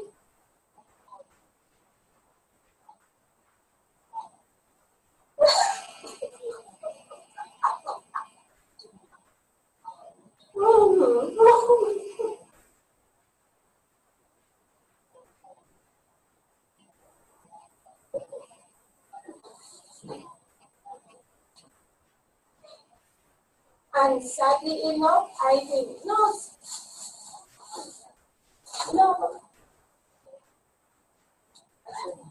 yeah, but no, you will be surprised, that's also probably is. Let's tell you, I'm completely blind. Like, for example,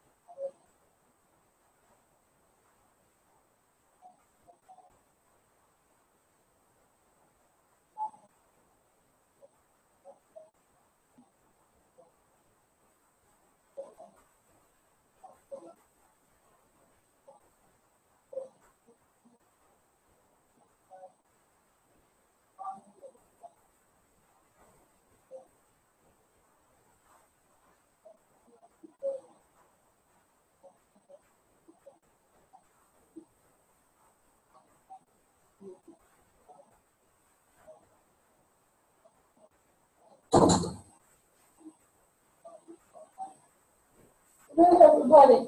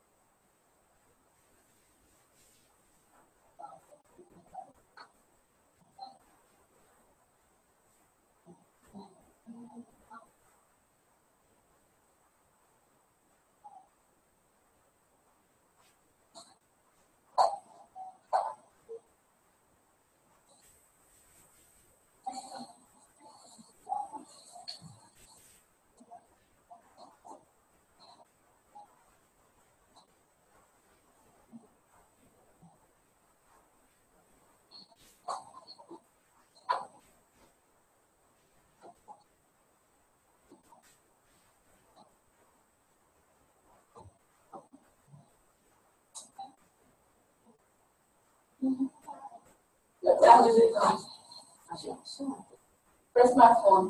Press my phone. My phone. 10 past.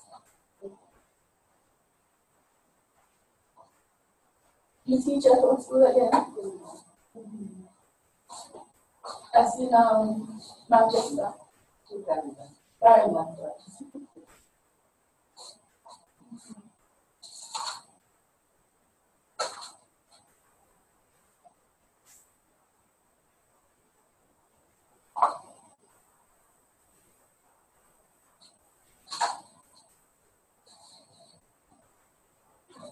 What if you study some? Go to school for yourself or teaching some school? No, I usually do, but I'm not doing that this time. You're not teaching summer school? No.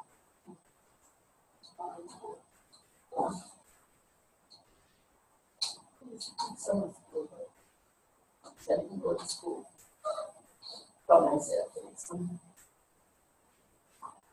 I don't usually do that either. I usually go to school. Did you do both sessions in summer school here? First and second? Did you do this for this is summer school? This is summer school. I did summer. So you would please that you finish with 6 credits, in the summer. I don't like study.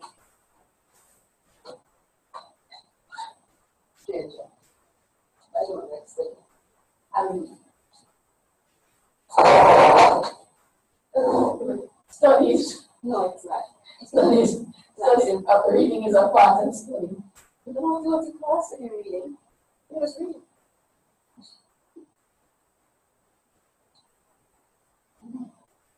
That's why the internet I read all kinds of stuff. I'm quite comfortable doing that. I don't like going to school. Are you far away from finishing now? No, it's something that's in December. I don't know what. I don't know. It's 1 year. So when you finish it, I think that's early on TV.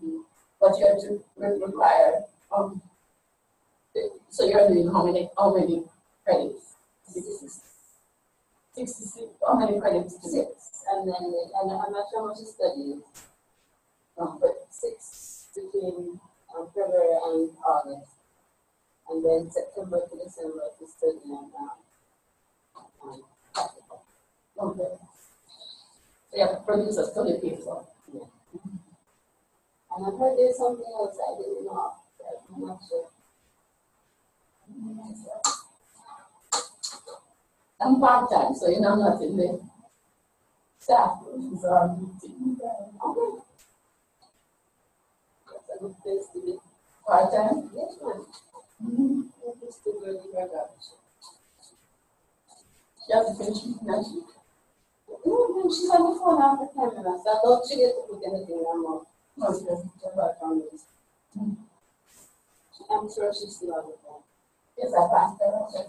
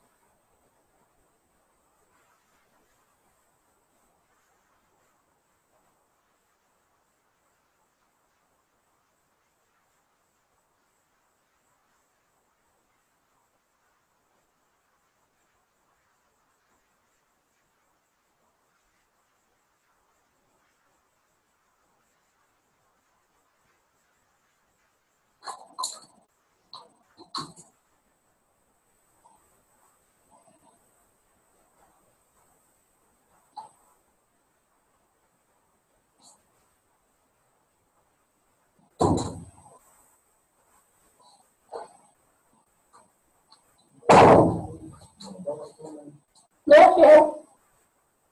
People are here. We'll get started right now.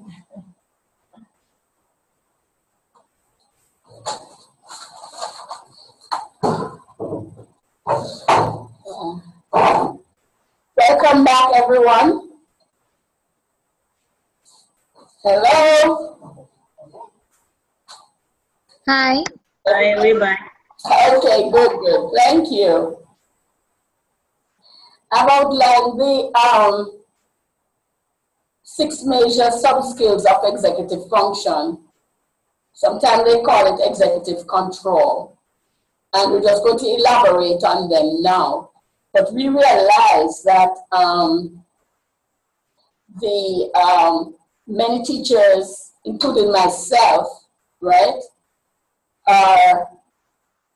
it's not a well-known term to me, but this is a book that was produced through the NCTM people. The word itself, or the phrase itself, might not be familiar to us as teachers, as educators, but the traits and frustration caused by underdevelopment of these functions are quite familiar to us. You know, not being able to plan, not being able to remember, can't persevere, those kinds of things. You can't self-monitor. That means you can't pace yourself to accomplish a task in the required time and so on. All of those fall under the heading of executive function or executive control, although it's not a word we use all the time. Now, if somebody says formative and summative, evaluation, we understand that is a jargon that is used. So that's why it's important for you to go to Barclay and Brown to look at what is happening there. And that would be good for you. I find this interesting because we have not labeled them thusly, but we have alluded to them with different vocabulary. But this is one of them that has crept into the educational vocabulary or the academic vocabulary to describe some underlying causes why students do not perform the way we want them to.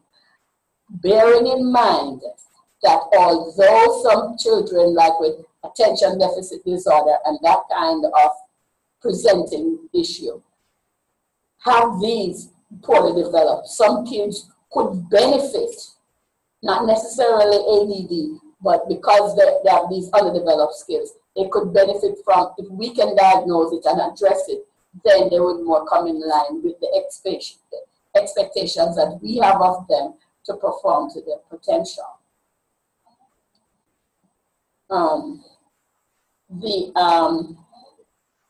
The lot of, sometimes we say, this child is all over the place, he's climbing the walls.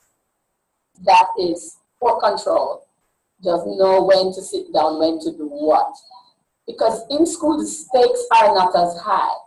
If somebody gets into trouble with the law, you don't have to tell them to behave, how to behave in court.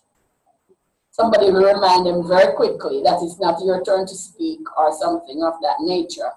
But the thing is, it's very rarely you see somebody going into court and walking up and down and doing whatever, because of the seriousness of the context in which a person finds themselves. They call on these controls to be the best that they can be in that situation. But in schools, for children, the stakes are not that high. So sometimes they just lose control and there's no self-monitoring with them. So let us look at a little scenario under the first one, planning and problem solving. We're going to say Nigel has known about the math project for a week. It's due tomorrow. Mom will hit the ceiling again when she checks his notebook tonight. He wants to do well in school, but whenever he gets long, complicated assignments, his brain goes into a stall. He cannot imagine where to begin, so he doesn't. It never occurs to him to ask for help. So here, planning and problem solving. So he has a problem about the problem he has to solve because he doesn't know where to ask for help. And sometimes it that stymies the student. Maybe we just, if we were to give an assignment and we do not spell it out in terms of, you know, I had a teacher when I was doing my PhD, he gave us something to do. And, you know, as you make a plan to get the work done, he says, if you come to ask him any questions about how to, you know, proceed, it's going to cost you points, right?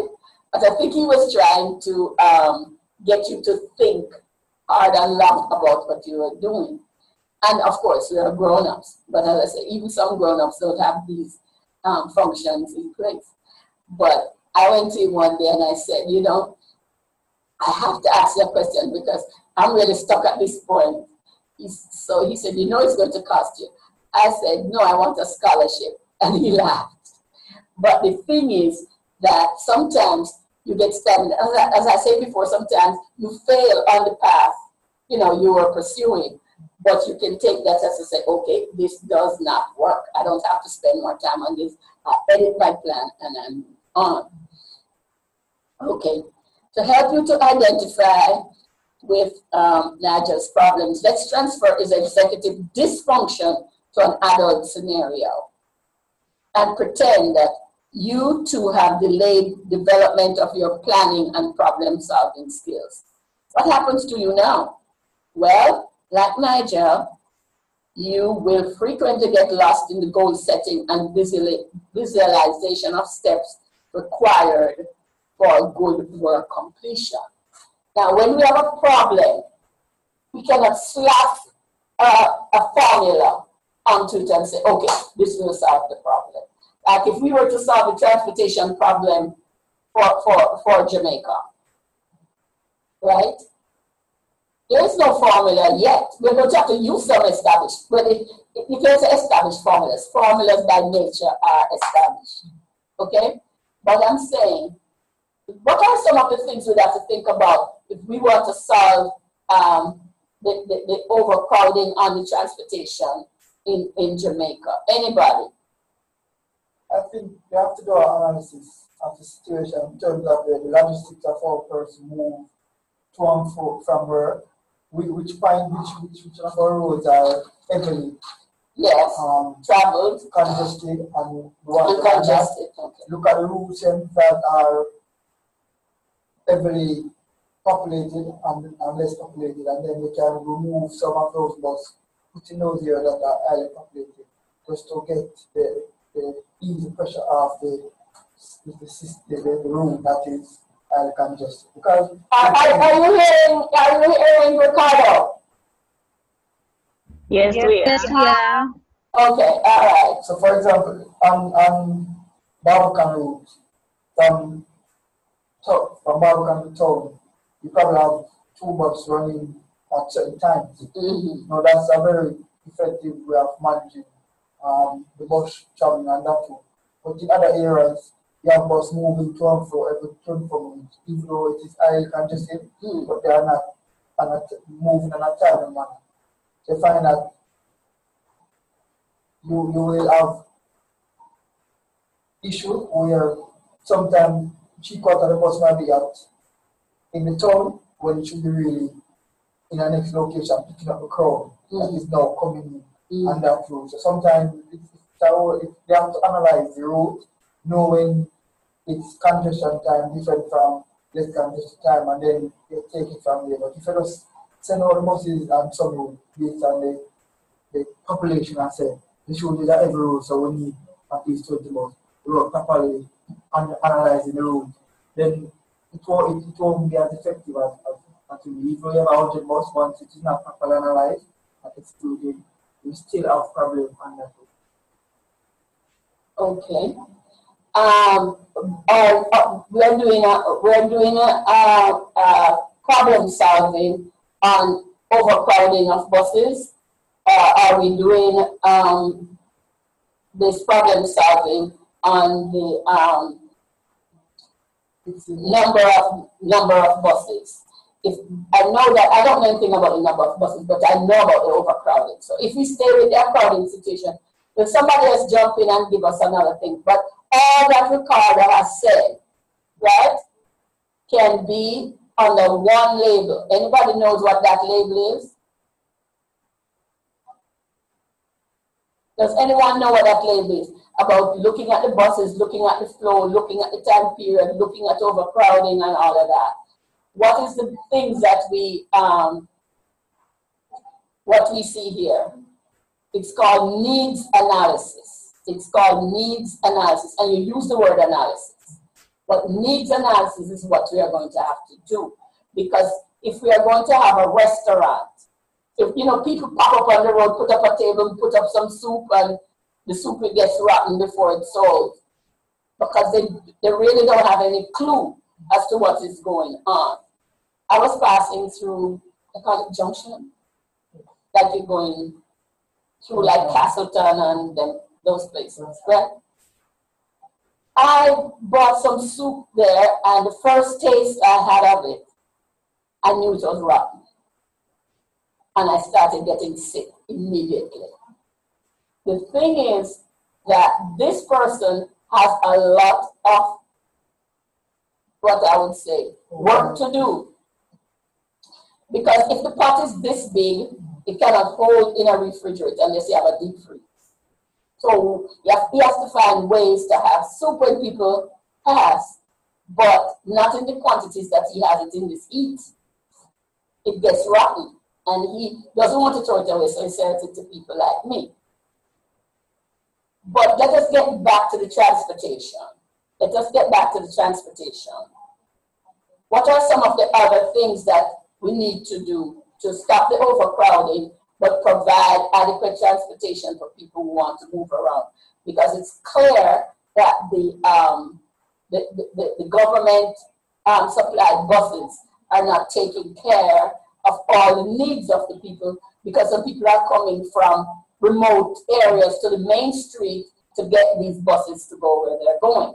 But some of these smaller buses go into the more remote areas and take the people out. So anybody jump in and say what else we need to look at.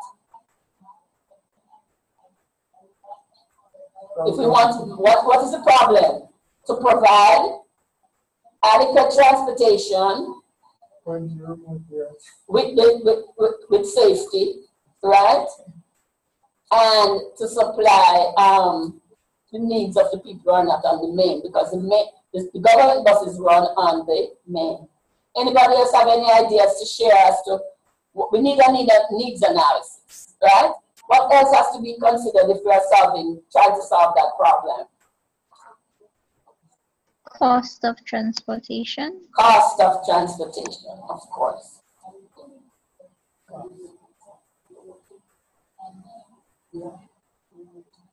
It's a cost of transportation. What else do we have to think about? Flexibility. Flexibility is too wide for me. Bring it closer home. Going into the remote area. Okay. So that would be of main concern. If somebody wants to supply transportation to a remote area to bring them out to the main, bus routes, what would that person have to consider?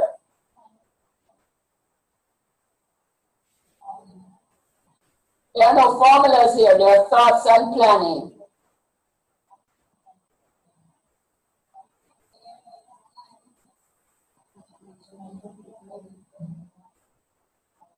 One other thing I can think of is numbers of persons coming down. Of course, yes. Number of persons coming. I didn't hear what's your name? It's Zana? Zana? Zana, I didn't hear what you said. Zana? Yes, hi. My internet is probably dropping. It's coming and dropping, so you wouldn't be hearing much of what I said. I was thinking that, what's the name? Dana said, a number of persons. You would probably look at the distance you have to travel in as well to pick up persons in the remote areas. Yeah. And possibly the condition of the road. All right, road conditions. Road conditions. You'd have to consider ridership. If it makes sense for you to have, you know, say it's, you know, morning and evening would be the, so maybe time periods, you know, what you call it, rush hour? Yes, rush hour. Rush hour, number of passengers, or ridership. You can also look at the time to move from one area to the other. Yes, but I'm saying rush hour, probably that is the time that... Not in terms of the hours of the day, but how long it takes to move from one area to the other. All right. So you have to consider distance. Yes. Mm-hmm. Distance. Anybody else? Anybody else?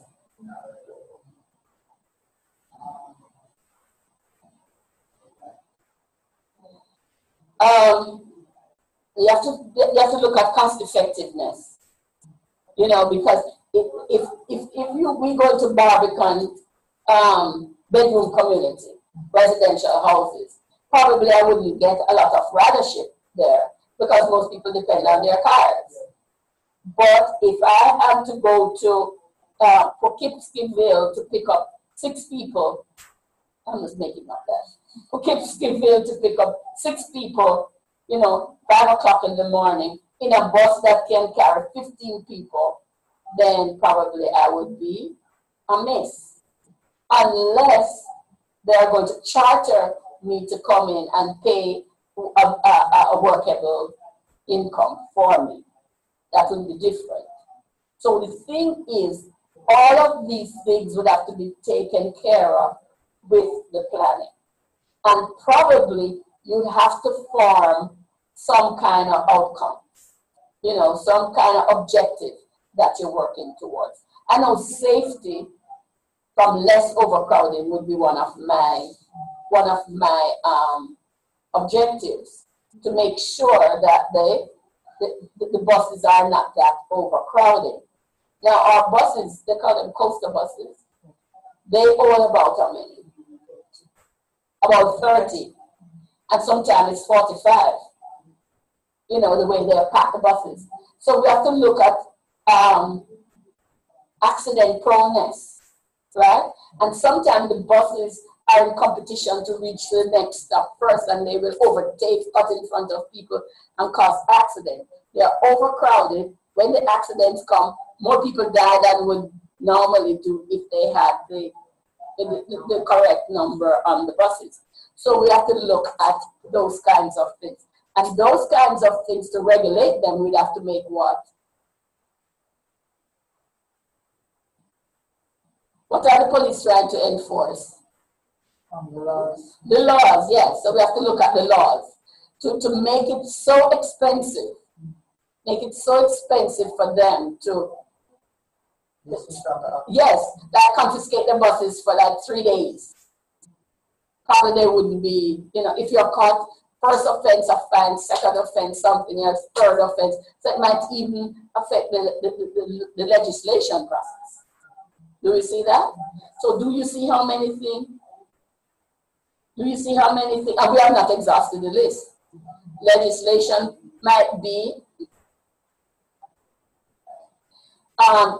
affected, because if you say first offense, you're charged $50,000. Second, you're charged this. Next time, your bus is impounded for 3 days or something of that nature.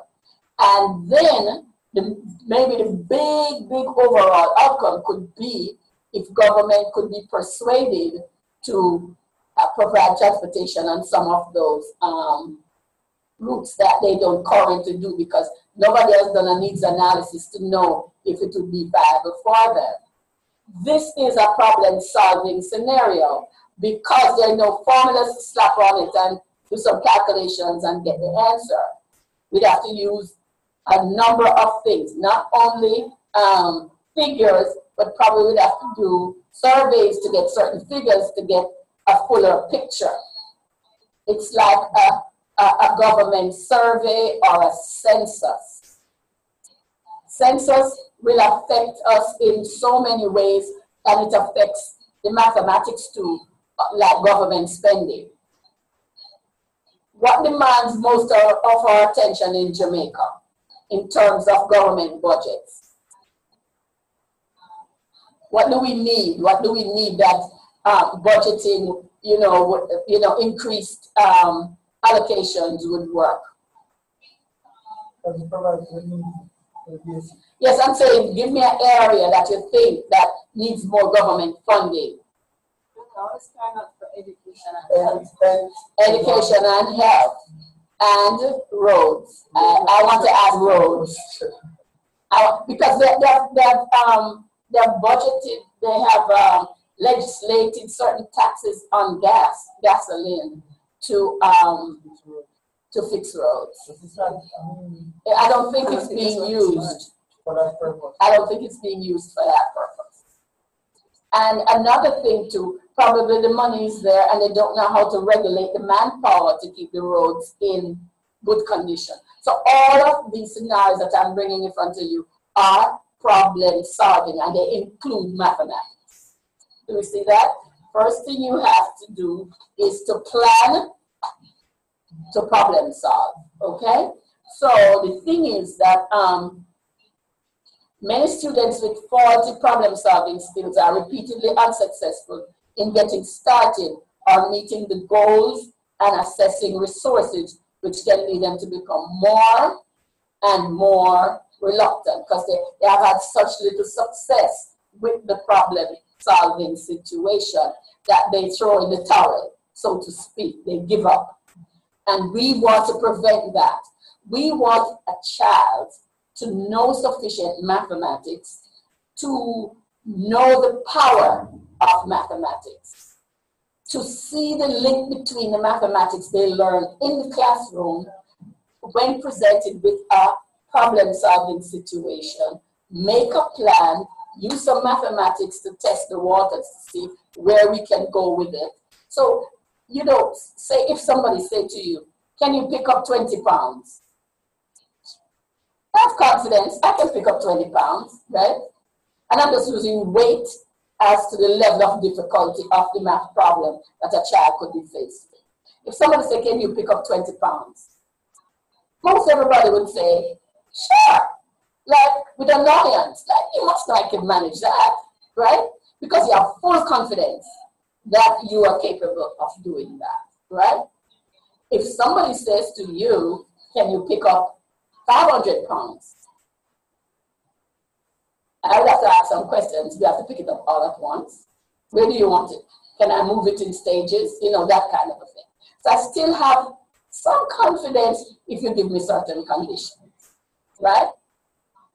But if you say, I want this 1,000 pounds to be moved in one fell swoop, I wouldn't even bother, right? Because it's outside of my confidence level. And I know for sure that I couldn't pick up 1,000 pounds all at once. So the thing is, some of the problems that we give to students to do some problem solving is a 20-pound weight. Some is a 500-pound weight. Like maybe the homework is the 20-pound weight. Maybe a project is a 500-pound weight that I can take in stages to complete the task. 1,000 pounds, they drop a curtain. They forget about it. See? Because we do not have any conditions attached to it.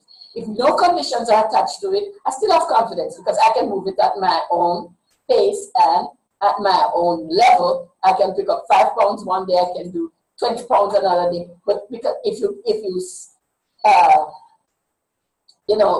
give me a time period with the condition that it can be moved. So any task can be moved, but you have to have conditions attached with it. And so therefore, that is what we're talking about. You have confidence at certain levels, you begin to lose confidence and you don't even bother at certain levels. And as teachers, we have to be aware of that. Children can feel overwhelmed with complex tasks that is overwhelmed by complex tasks. If they feel overwhelmed by complex tasks, that's understandable, right? But it is not for us to get that kind of a thinking in the person's head. If we have a task that is challenging, in weight you would say overwhelming, in the task you would say challenging, you could be sure that if you pace it out in a certain way with a rubric, with due dates for different aspects of the problem and so on.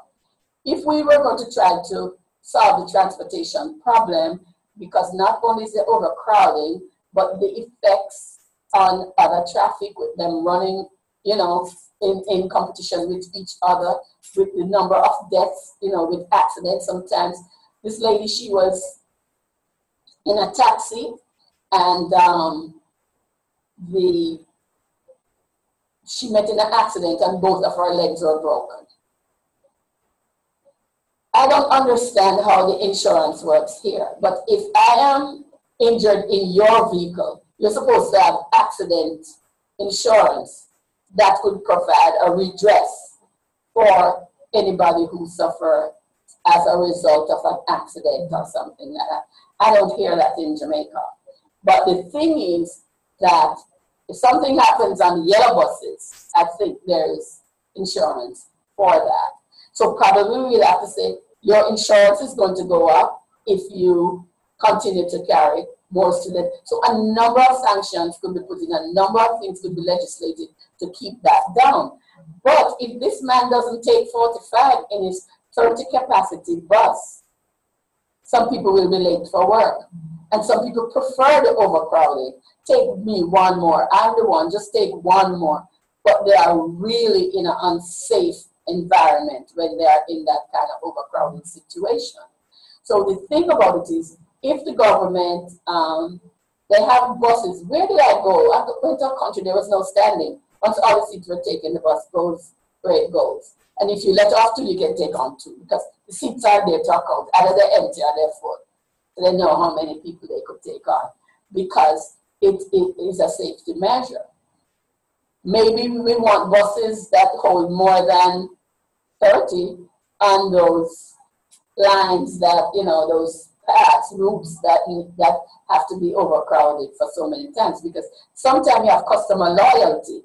You have to talk about customer loyalty, because I want Mr. Joe's bus. Or you can say, even though it's overcrowded, you know, it gets us to work on time. That kind of stuff. And you find customer loyalty. Now you have to provide a disincentive for the person to take another bus that is available with adequate space. So all of this government has to consider. Okay. Now, why does the government take a census? I still want to ask that question. For planning purposes. Yes, but that's too wide. Give me an example, Zana. To know how much, Especially for health, let's say look at the education sector. Okay, if you're planning on whether to know whether you need more primary schools or more secondary schools, or if you're looking at changing some policy around education policy around who will it affect directly or indirectly, or how many people will be affected. Yeah, that is good, because I recommended to the president of the School of Education that we should provide some incentive for people to go into mathematics teaching and have some scholarships or fellowships or something to get people to come in, because sometimes people consider cost. And if you're already an adult and you have 2 children, if you have 3, it's worse. If you have 4, it's even worse. You might not have the funds to dedicate to getting, you know, getting the education that you need to become, and probably you have the potential to be a very good teacher. And we want dynamic teachers. We want teachers with energy. We want teachers with excitement. We have we want teachers with a sense of mission. We want teachers who are not going to just be the ones who said, you know, if I get my master's, I'll get more pay. That's one thing, and that's a reality. That's not something to be minimized, but we should be behind that master's in education. We need to be sufficiently motivated and energized because we're excited about this whole process of getting students equipped to be productive citizens, manage their lives and help somebody else manage their lives, make a contribution to the society. When you do what you're supposed to do effectively, nobody's going to bring you a plaque card, but you're really contributing to a society because every society has a culture. I heard that in the 1 month that I wasn't here, about 50 people got killed in Jamaica. And I was here from the 24th of June to the 21st of July. That's too many people. That is just too many people. Because people are without jobs, people are without, and the census too, I want to, you know, to acknowledge what you said about it. It depends on the sector of society, which one is maybe has more people and, you know, necessitates planning, and that if they find out that the re-education of the people who didn't do well in school, probably they could make bridge programs. You know, what I call a bridge program. What I call a bridge program is something like probably learn to put up table, or something that takes 6 to 8 to 12 months to hone the skill, because school is such a long process. But, you know, those people are needed in society. They're needed in society just like any other sector. And you find that if you have people who can be educated, you know, in short order, they dropped out of school, but they can be educated in short order to do like driving buses, to do something, you can get them. The only persons I don't want to be given, I don't want a policeman to be undereducated. I think every policeman should have a degree, believe me. Because they carry a gun. And to carry a gun, you grow 6 inches taller than you are because you're so equipped. And you must have good judgment, good planning skills, good skills to analyze a situation and see that you don't use deadly force when there's an a more effective alternative. That would be a solution to the problem.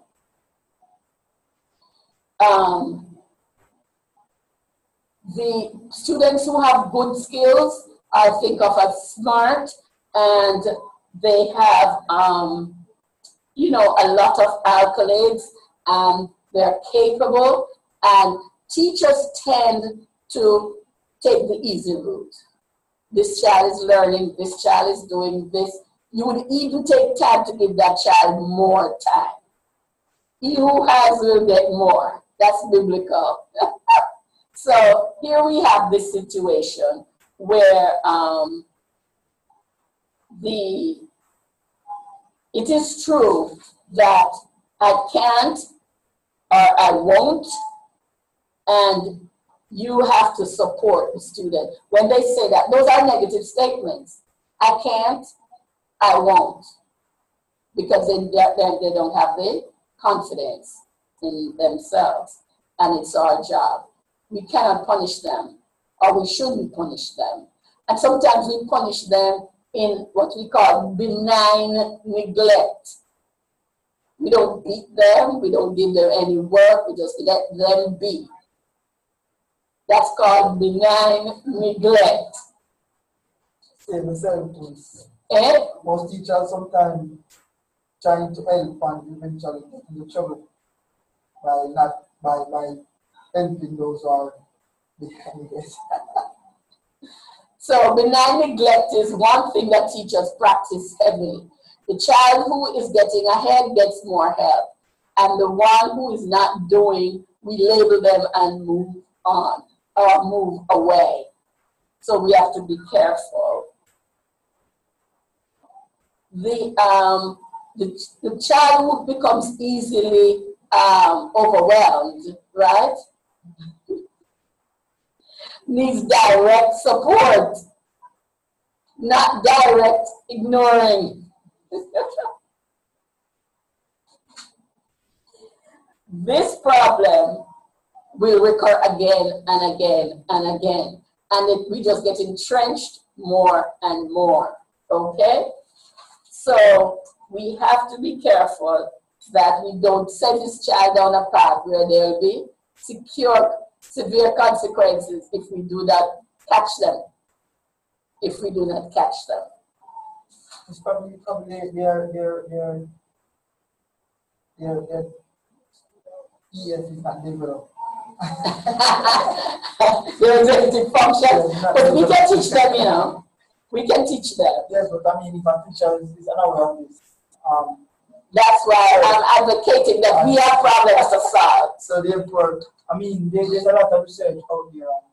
Oftentimes, teachers have to be probably doing courses, probably eventually every year just to learn about something. Exactly, because today we are exposed to this whole idea of executive function. I think these research are up. I think we should have a window, just like we have a Facebook, we should have some social media where we send these research to an article to comment, read and lecture and comment on it. But you can put that on Facebook. Anything can go on Facebook. Anything, and you'll be surprised. If you are talking to people on Facebook, and I don't understand everything about Facebook, if it's only your people on there that you see, but Facebook, it can go viral. Yeah, but I mean, for the teachers in Jamaica, if the government... You start it and see if you don't get it. Because you know what would happen? Some teachers would begin to admit their shortcomings. They could see a way out of it, and they wouldn't have to be face to face, and the shame factor or whatever wouldn't be there. You started. No, I'm serious. Okay. You started, because sometimes you can say such and such and such, because executive function is one thing that I am being introduced to, because we know the symptoms, but we do not know the labeling. You see what I'm saying? Because we know the academic vocabulary, but we do not have that label for it. Like, I told you about my story where I didn't know the labels for the laws and axioms, and I failed my exam because when they say use a distributive law to such and such, I didn't know what a distributive law is. But once I found out what it was, I've done it at least 1 million times. You see what I'm saying? So executive function is the same thing. What I think the point of executive function is to say these connections and these structures that are developed in our brain develop at different rates. That's number one. And two, the thing is that it might not necessarily be a learning disability. It might be something to be recognized for where it is in its development and be cultivated to the point where you need it. And you cannot just throw the whole bucket of strategies at it. It needs to be strategies specific to address the situation that has been diagnosed. See what I mean? So that is something that we can start including in our vocabulary. All right. When planning and problem solving is causing trouble, there is generally a related issue in the memory. Remember they said earlier that the memory is very important to math and problem solving, even so more than IQ. Even so more than IQ. So we need to talk about memory. We need to talk about memory. This little girl's teacher repeatedly reminded her to put her name and date at the top of her paper. And she forgets to do this at least once a day.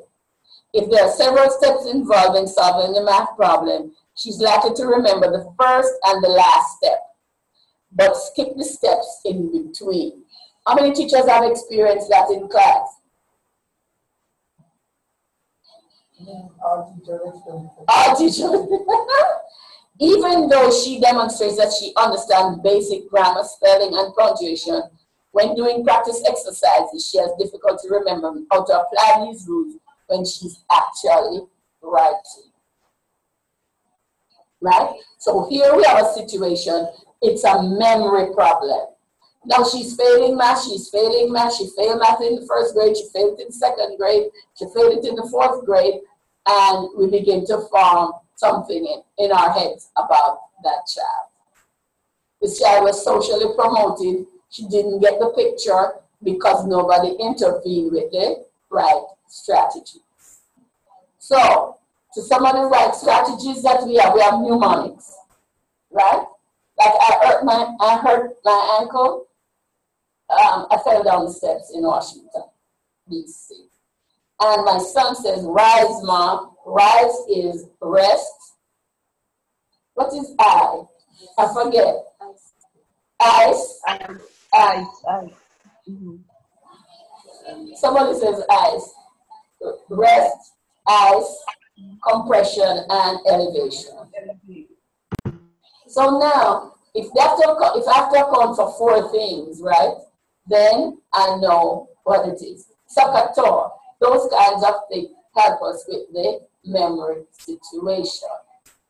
However, on the other hand, if somebody is modeling how to do a problem on the board, right, we miss steps, we have done what? We don't know. We don't have a mnemonic for it, but we have a pattern and a model. If the person doesn't remember that, they cannot, if they do not understand what they're about, the scenario, the setting, the objective, the goal, and they miss a step, they're gone forever. There are some students who we are showing them in minute steps and that, and they see another way, even if they're not conscious of it.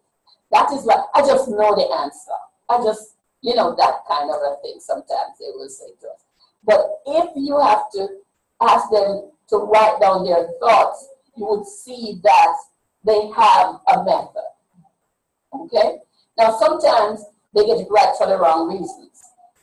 So that has to be diagnosed as well. So therefore, we have a situation where we look at the situation and diagnose it so we can address it appropriately. All right.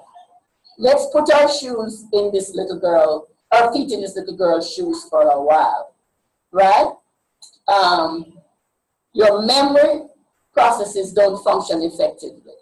At my age, I'm excused. Isn't that true? Hold the information long enough to do something which is difficult. You cannot remember the rules of the game as you play it. People refer to you as absent-minded or careless because you frequently forget to do things that go to, like going to appointments or pay bills on time. You come home from the grocery store without some of the things you need. You have trouble following misstep directions or instruction, multi-step, not misstep, multi-step directions. You can't tell a story with enough detail or in proper sequence for people to follow your thoughts easily. Remembering a phone number of a person's name is frustrating. In short, life is much more exasperating than it is for you than for other people. Now, the thing about it is that a lot of what I call sustained interest, sometimes they account for it. This is the same thing, because maybe what is being presented in class is not that interesting to you because you don't see any link to it being useful or, that other kind of thing. And the students who are forgetting a lot of things would be getting low grades on a consistent basis, and that leads to frustration. that leads to frustration. So it they don't communicate well, because if I'm telling you to look, if I want somebody to find something that I know exactly what it is, I must give you enough information that if you use all the information in the instructions, you should be able to go to that particular object. And in math, we call that a definition. You see what I'm saying? So if I want you to go to a certain place on campus, right? And you're in the parking lot, I should be able to give you what I would call a recipe for finding that particular place. And that is a definition. So in problem solving, we say, this is our problem scenario. We're giving a definition of the problem, like solving the bus situation.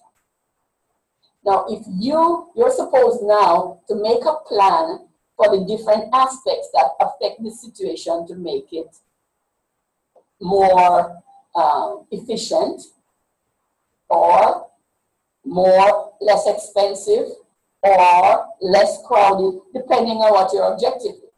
Suppose cost is not a problem, because it's $100 for, from point A to point B. And if you change that bus, you pay another $100. So probably that is not a problem. But we want safety. That is our main idea, and we express the problem there. That is defining the problem. And some students, when they read the scenario of the problem, they cannot pick out what it is that they want. And if they can't pick it out, they can't make a plan. Okay? So that means, and plus they have to remember what the details of the plan, because sometimes if you notice, if you ask a student a question, sometimes they answer with an inappropriate answer because they've added something to the scenario. Like this thing now with transgender. That's a big topic, because they said when you were born, you were assigned a gender. I didn't know that. I thought that came with the package, whether you're male or female. But nowadays, you're not just male or female. You have to have some other things onto it. And you can change your designation. You can change your assignment. Tomorrow, I can be whatever I want to be. So the thing is, that's the language they're now couching this whole gender business in, because transgender must be tolerated, homosexuality must be tolerated. Everything is it's what I want. So some students add things to the situation and they lose the context. And if you lose the context, you don't know where to go. You don't have a starting point because you do not know what the objective is. Some people are just quarrelsome. They're not arguing to resolve a situation or reach a consensus. They're not doing that. And then as a result of that, they include all kinds of things. Last year, you didn't tell me good evening when you walked in. I'm talking about today. I'm talking about something that confronts us. Maybe we don't have the same thoughts about it. And if we have a conversation, then we reach a consensus and life is still good. But if I'm going to call up last year and the year before and you superlative, you always or you never, that's not trying to reach a consensus. And so when you miss the definition of the problem, you're missing the whole point of the scenario anyway, and you forget details. So what are we going to do to address the memory problem?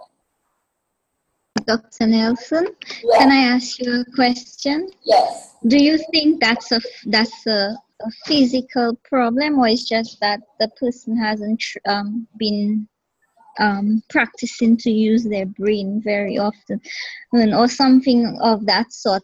For example, maybe when they were a child, people were used to doing everything for them, so they were never trained to think for themselves or something. I'm just asking because I have a colleague. She forgets everything. If she puts her house keys on the desk, she'll leave the school, and and forget that she put her house keys. She will lose her cell phone. Every week she would lose her cell phone somewhere. Or use her bag somewhere. And what has been happening is at work sometimes, even to invigilate an exam, I might have to call her on the morning to remind her that she's down, or to go and check for her when she's down to invigilate, because she tends to forget things very quickly. So is it a physical, do you think, just like with people being now born, well, you can choose whether you're male or female now. So do you think it's actually a physical thing with the brain, like something is wrong with the person's brain, or is it something that maybe in the younger age they were not trained to think for themselves? Well, we have different levels of memory. And memory is also tied to interest. Memory is tied also to practice. So she has a memory that we do not describe as a memory. We describe that, but if she's leaving things everywhere, that's her thing. But the thing is that when you have a situation, especially if it's in a critical area, you have to develop what we call encoding. Like probably she should write. Probably she should have a place where nothing goes there but her keys. When it's empty, she has no key left anywhere. It's in her purse. And if she has to put the key down, then if she practices, put it in the same place. And the thing about it is that the memory thing has to do with, I say, it's a habit. You can develop an encoding where you associate it with something else. I don't know if I tell you this already, but mostly Sunday mornings, I'm in a hurry to leave to go to church. But I start dinner. And one time in the service, I just said to my husband, give me the car keys. So he looks at me, but I don't want to disturb the service. I said, just give me the car keys. I left something on the fire. And I had to go back home. I go to church at 49 Hope Road, opposite Jamaica House, and I live in Red Hills. So now I start, you know what I do? Sunday morning, the first thing I do, I have a red lantern. I like old things. Like anybody knows an old iron that you put in coal fire? I have those. I have a mortar in my kitchen, one where you do this. I never use it. It's just there as a. But what I do Sunday mornings now, I have a red lantern. You know what a lantern with a handle? It's red. I put it in the middle of the kitchen floor. My husband and I said, know that cooking is going on. And we have to put it where we have to step over it to get out. So now I don't leave anything on the fire anymore. Because I associate the lantern out of, because it's in the window. My little old things are in the window. So if it's on the floor, my brain is going to say to me, why is it there? And I know now that I don't leave anything on the fire. Because the thing is that you can encode, because what is happening to this lady is that so many things are on her mind that it's overcrowding some of the essentials. And when that happens, you could get into trouble. I say to my husband, my extra car key is in the drawer on the right-hand side with a big label on it and a big ring, the one key. So you know that is my extra car key. So if for some reason you walk away with my car key, or I walk away with yours, that's where the extra car key. So sometimes you have to, the critical things. So, because if you lock your car key, nobody can lock it now really, because you have the outside thing. But the thing is that some cars that have the automatic, if you lock the car long enough and the key's inside, it locks itself. So that's a problem. So the thing is, memory function is highly complex, and actually not one function, but many. Scientists break memory processes into 3 types. Encoding, that's an intake system. Encoding,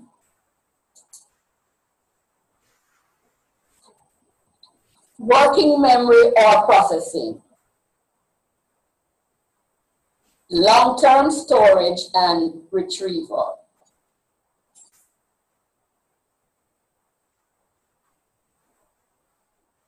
Is there anybody who forgets I don't mean forget it on the day, but is it always that anybody say, what is your birth date? You know it?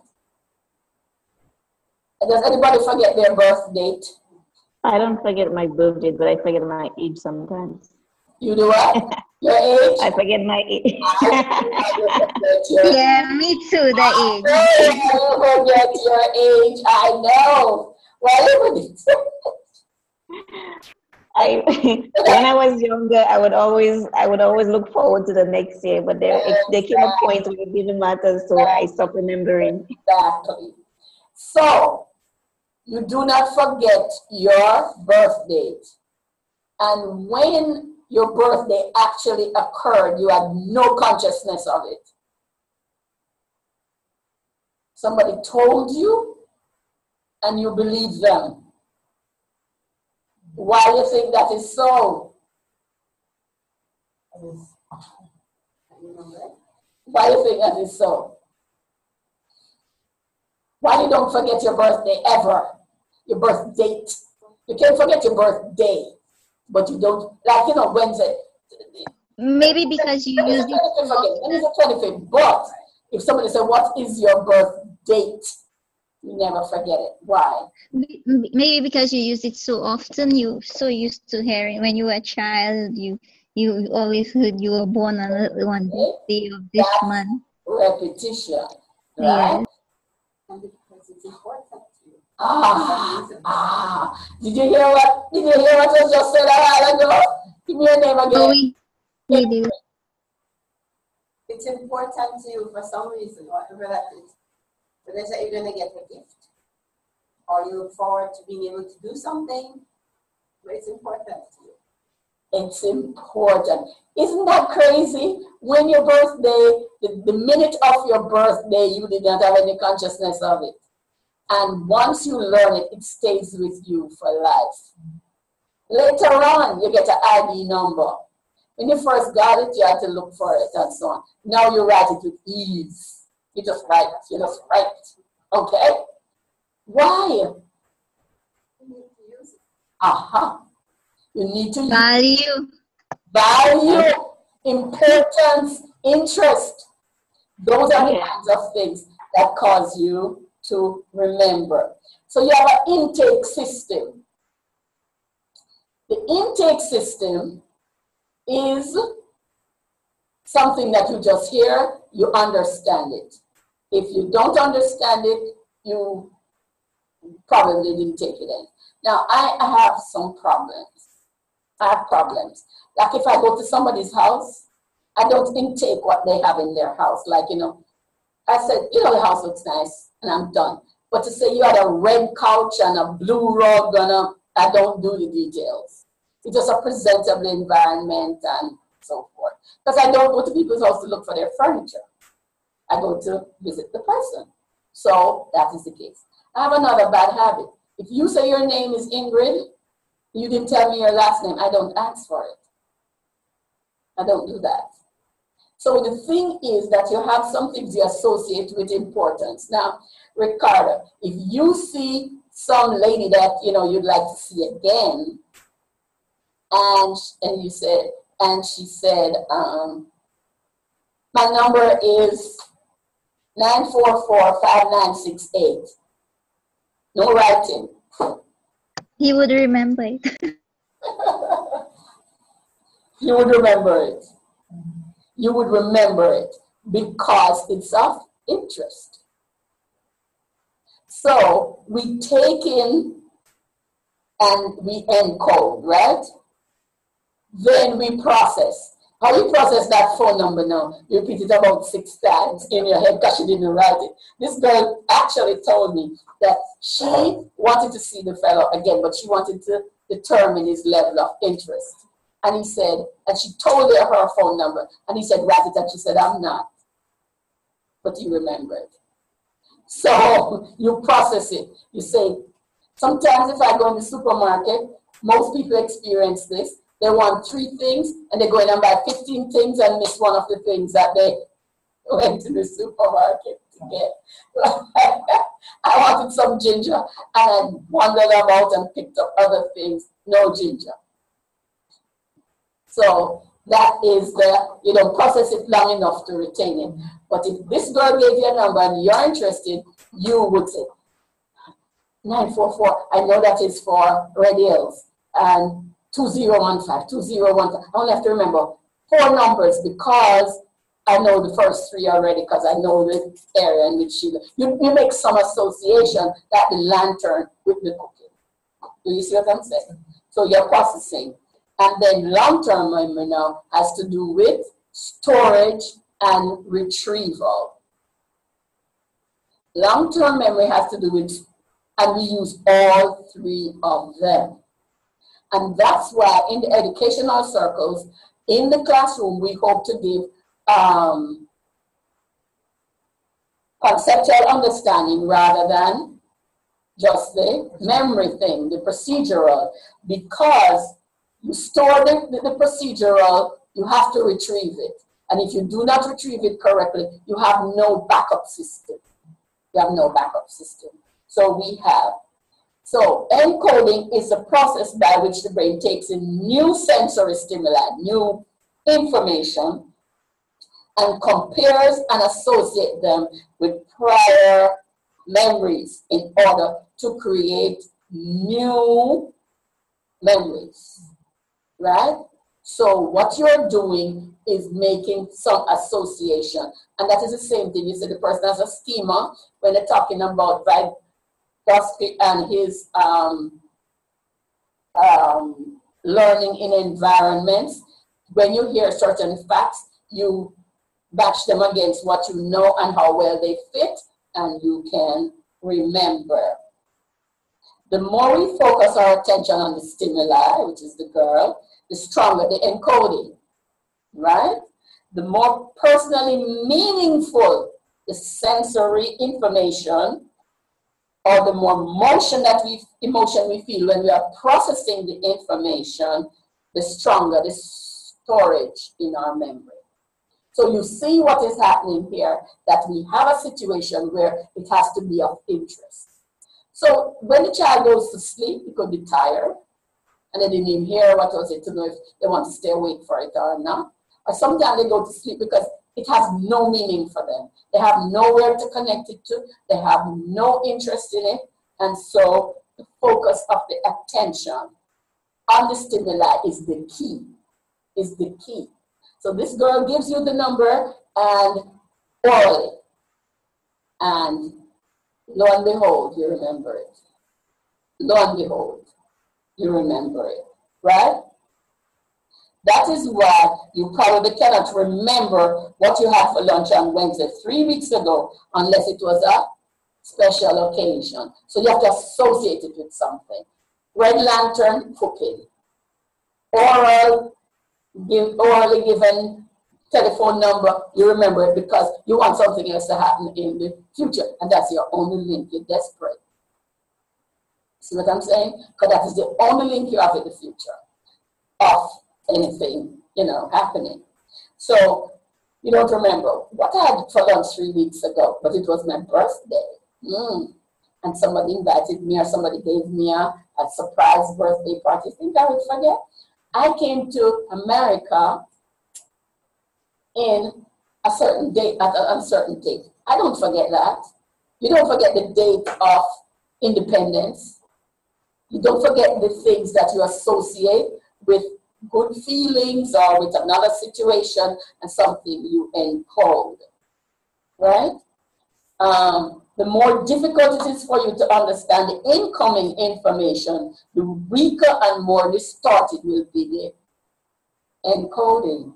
So what do we have to do if we understand encoding? Then we have to be dynamic as teachers. We have to make that thing vibrant. We have to make it lively. We have to make it interesting because the encoding happens more effectively with the more stimulation, with the more important the stimuli the meaningful, the information. If I say to you,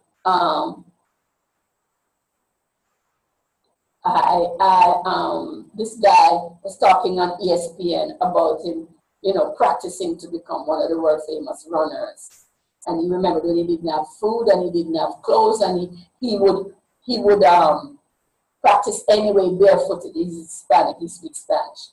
He would run until his feet got calluses that they didn't even bleed anymore.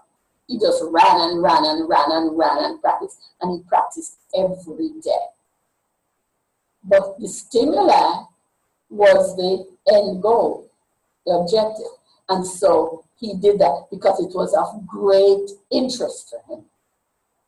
And some people meet in accidents and they say, you'll never walk again. Okay, they walk again. Because it was such a strong, the whole objective, the result. So, students who have difficulty with encoding have these characteristics. Remember the guy who didn't, when he was taking notes, didn't know what was important from what wasn't important, okay? They have difficulty, they can't encode because they have difficulty sort out what information to focus on. And focus by nature means that you're looking at something specific at a certain point. You can't focus like fireworks. That's not focus. Do you see what I'm saying? In fireworks, it's everywhere. But if you're focusing on something, the foci in your lips, there are two foci. And we name them differently because you cannot focus on those 2 points at the same time. You must look at foci 1 or foci 2. Focus 1 or focus 2. It has 2 foci, which is that. All right? You can't keep up with the pace of information. So you zone in and you can zone out. So that means then that we are to be careful how we present the information. That's the nature of mathematics. Because the more you can tie to something that they can relate to, we said that last semester, the better you will get. They don't focus on information that they don't find engaging or challenging. And challenging is a word that has to be studied very carefully. As I said before, I can take a challenge to move 20 pounds. I can take a challenge to work on a problem as the end of the lesson assessment. If you give me a project and give me an outline of different due dates, I can take that challenge. But challenge has to be handled carefully because if it's too overwhelming, you zone out. Okay? Link new information to what you already know. Radios 944. I don't have to focus on that, but I'm critically listening to the last 4 digits because that is different for people. But 944 is the zoning, right? So you do not link new information for what you know. Like I have a friend that we walk sometimes. She's in 944, I'm in 944. I only know the last 4 digits. I only need to know the last 4 digits. I don't, so I'm attaching, okay? All right. Easily use an intake system. It can be auditory. My intake system can be visual. I associate.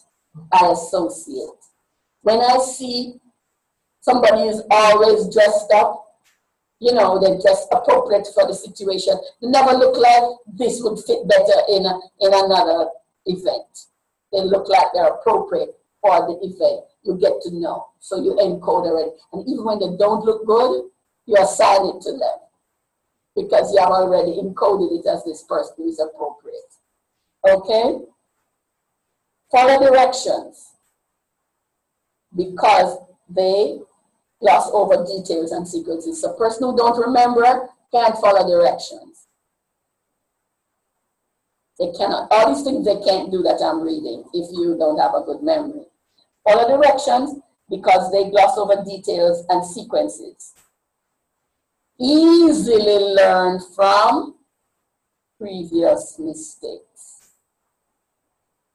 If every single morning I'm late for work or school, something is wrong. You can't forget the time school opens, school begins.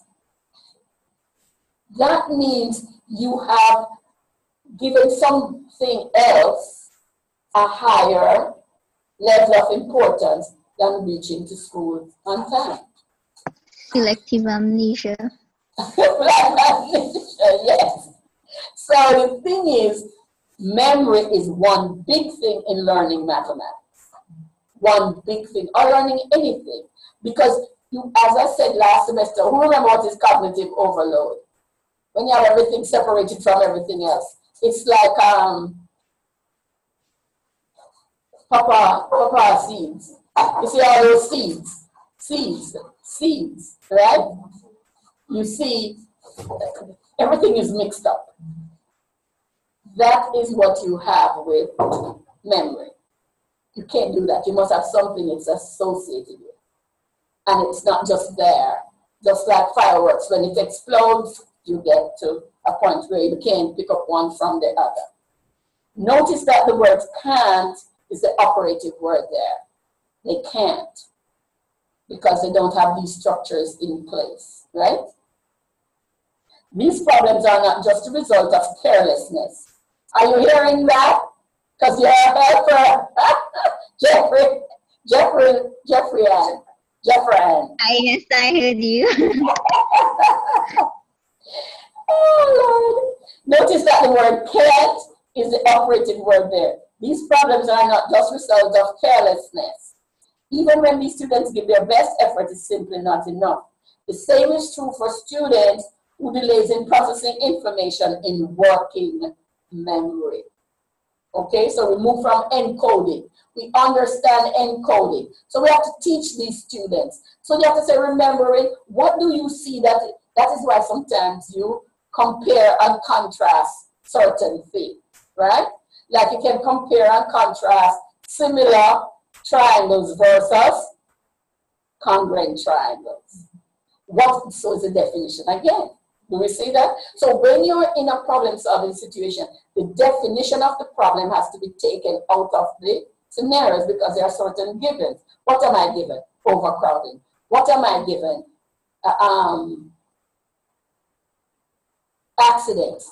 What is my goal? To find a system that will prevent the overcrowding.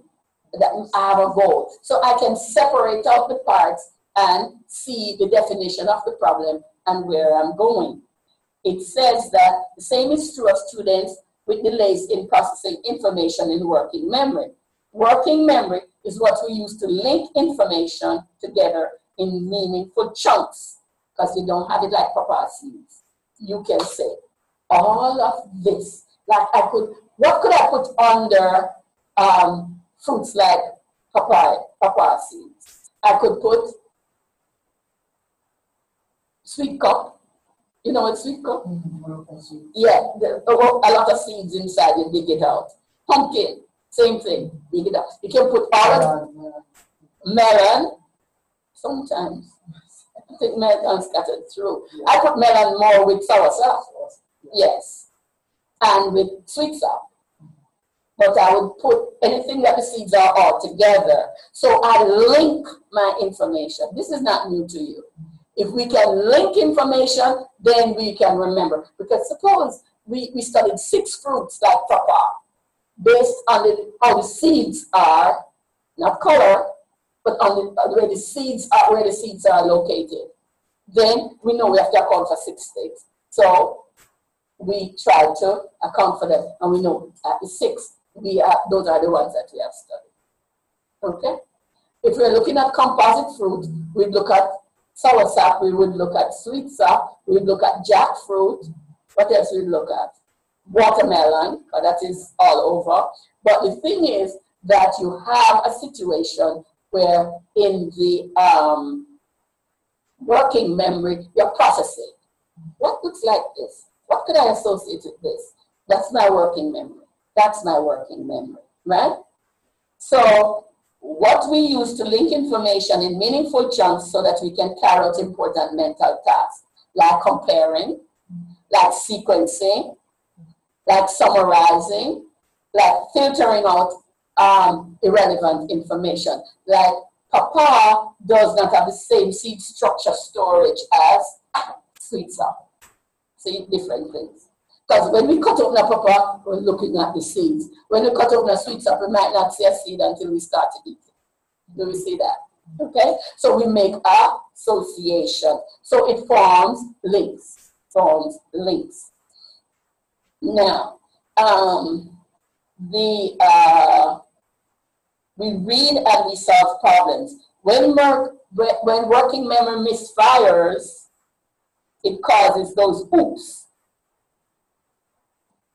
What did I come here to get? I am the main culprit. Sometimes I have two kitchens. And sometimes I'm in one kitchen, but the refrigerator is over in the other kitchen. And I go to the refrigerator and don't know what I want in the refrigerator. It could be anything that you find in a refrigerator. And then I go back inside because sometimes I get distracted. Sometimes, ooh, I should have done this. And I go and do it and forget about what I'm doing over there. So my working memory is not so hot. Okay?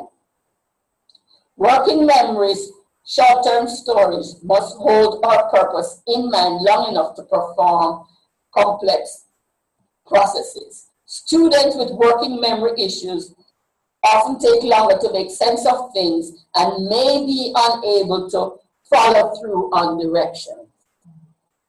When you go to the campus, go to building so-and-so, to the second floor, to room number that is about a 4-tier instruction. They forget, or we forget, right? Even when they understand, that is not hard to understand, but the processing thing didn't take full effect. Remember, they're unable to remember that they are in a process when doing multi-step procedures.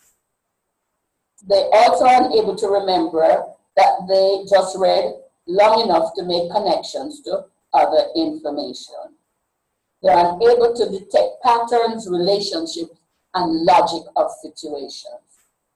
They're unable to provide previous knowledge because, you see, it wasn't encoded properly. Now they have memory misfiring, and so they cannot retrieve what they have, the stimuli that they have been exposed to. Long-term memory relies on a person's ability to make connections and categorize information. So instead of having 60,000 pieces of information, we might have 1,000 pieces because we can, there's 6,000, under one umbrella. So instead of that. That's why grouping is important in teaching as well, because they might have worked out some of the issues they had, some of the things that they didn't understand. Other people might explain it. And then you have fewer questions. You don't have to deal with the 36 people in the class or the 45. If you make groups, then probably the questions that come out of the group, some of it will be resolved in group, and then you get out of it. Okay? We file information according to its similarity to something we already know. That's a constructivist model. Isn't that true? Okay? And we retrieve information according to its difference from information we filed it with. We retrieve information according to its difference from the information we filed it with. Some students with storage and retrieval weaknesses, they have a hard time in one or both processes.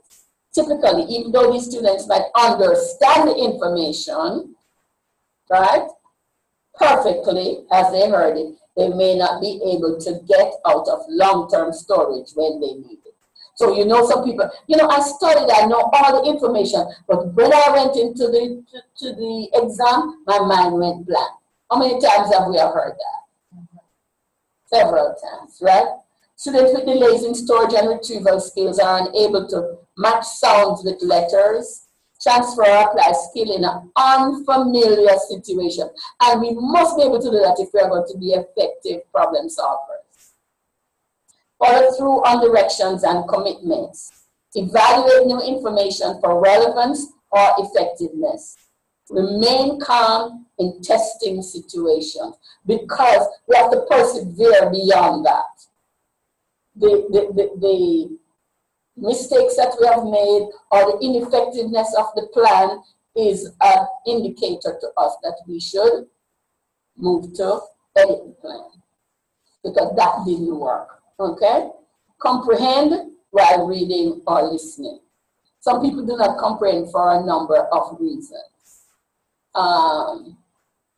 During the investigation, one lawyer used a word that when the man said, I don't recall, so that song was made of it.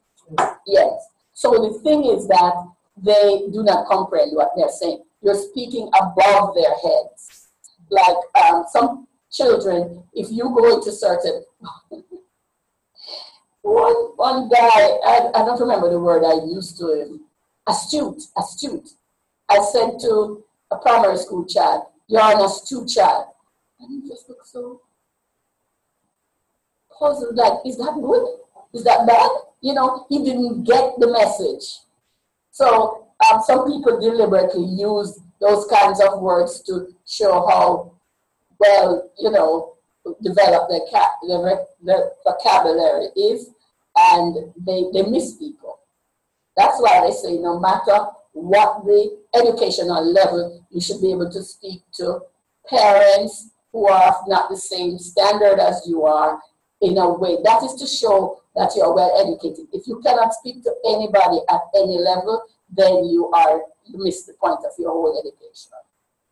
And sometimes teachers believe that, you know, they're so well educated that you don't have time for this person who don't understand this stuff. It's your job.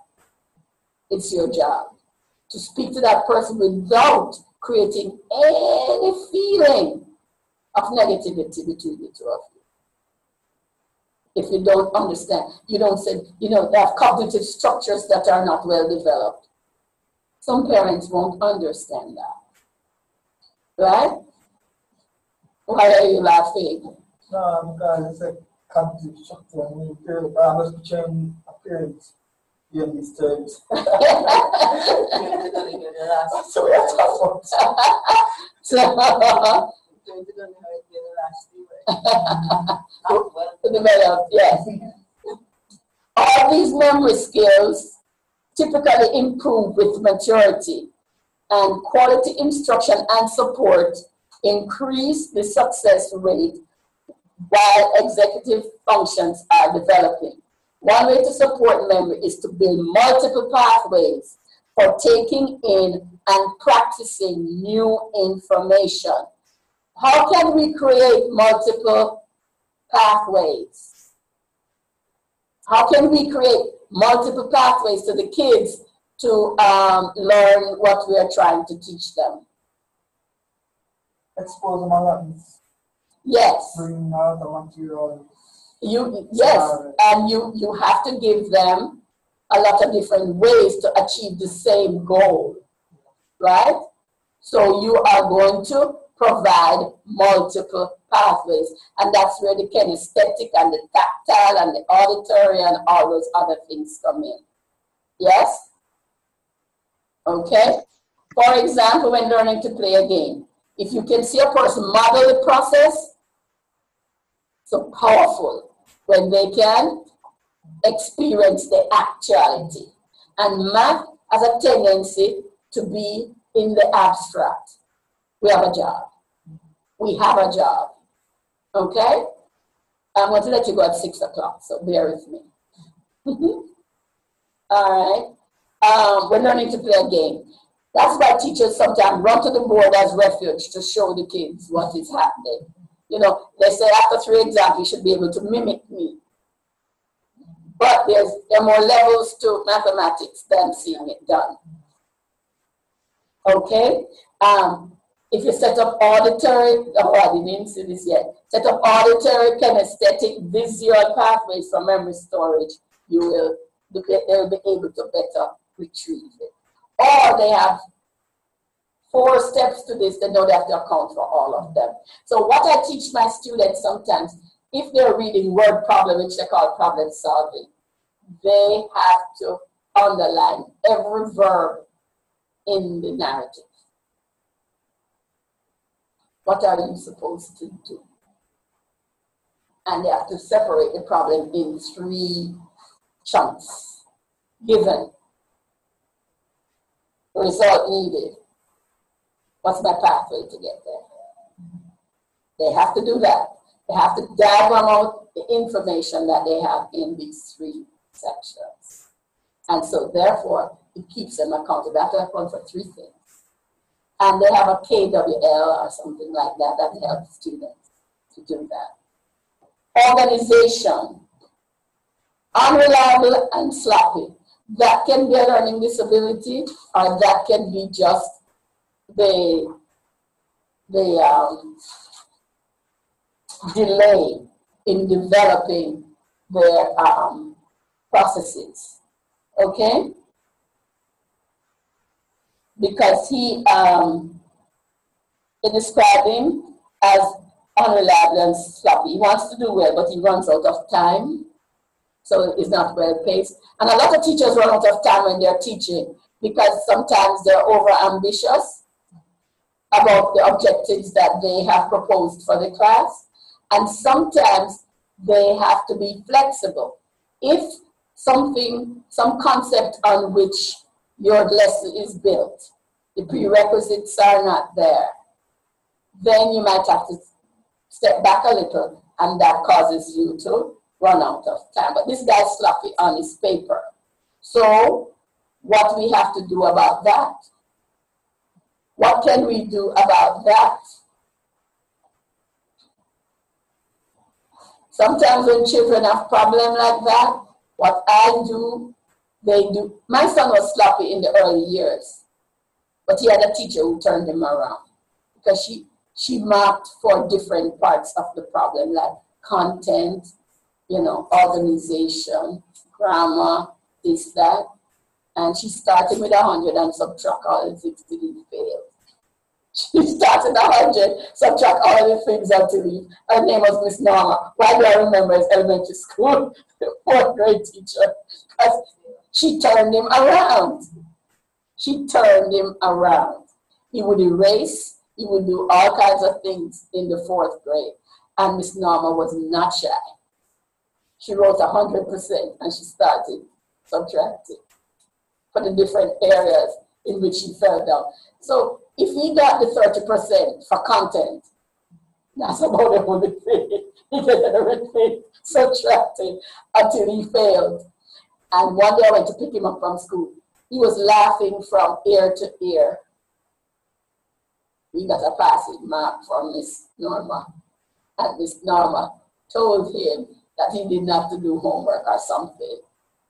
He thought he died and went to heaven. But Miss Norma turned him around. She wasn't shy. She started 100%.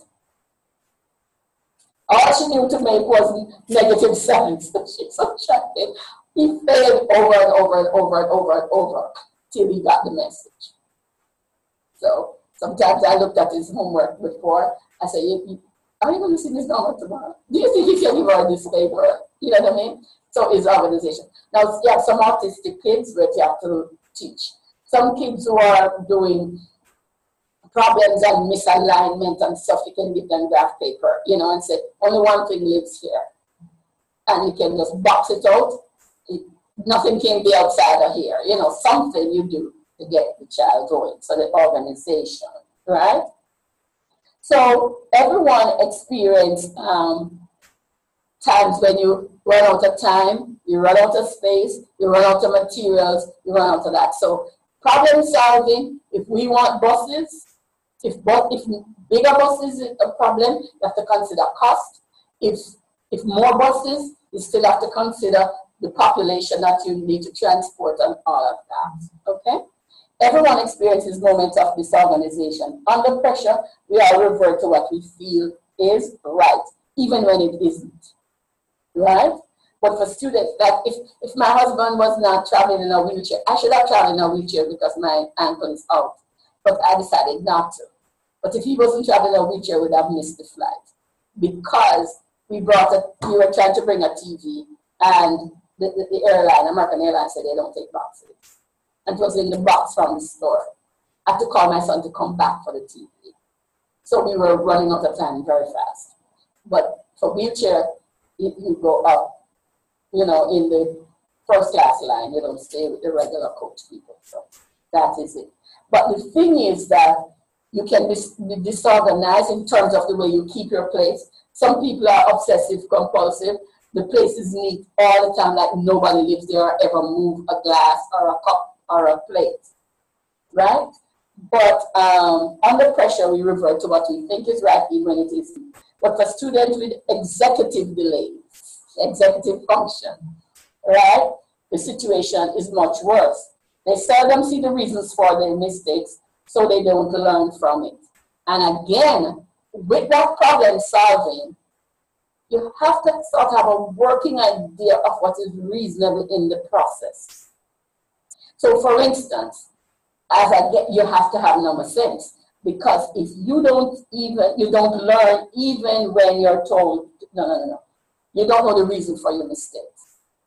If you see something coming out in Jamaica for 560 miles, can't happen. I mean, Jamaica not that big. You see what I'm saying?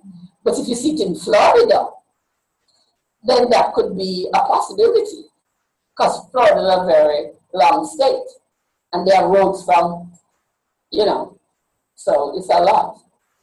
So if someplace on Route 95, it goes from Canada to Florida, and you see it is 560 miles, then you can rest.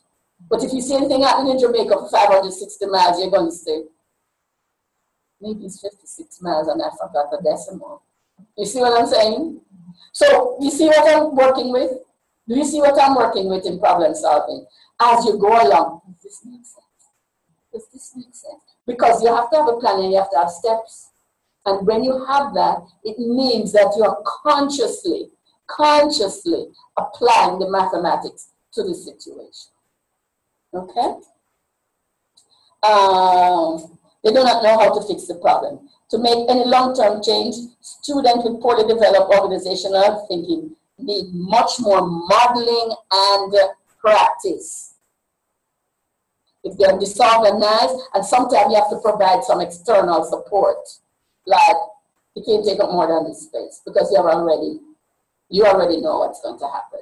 So if you're having a multiplication problem of something, right?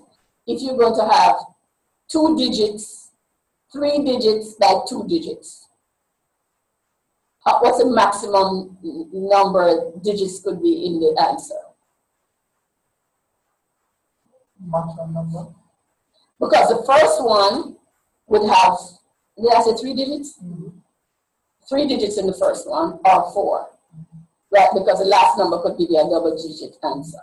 So you have 4 there. Then you have to step off 1 for the second digit that you're multiplying by. Does that make sense to you? Are you visualizing? If I have a 3, everybody multiply, I don't know, 138 by 95. 138 by 95. Maximum I can have is 4 digits on this one. 5, 8, 45, 3, 15, and 4, 19, 5, 1, 5, 1. That's a 5. Yeah? That's a 5.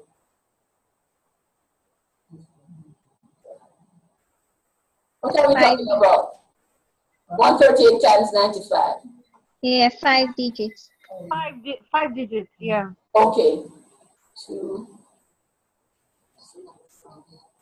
Huh? 5 digits.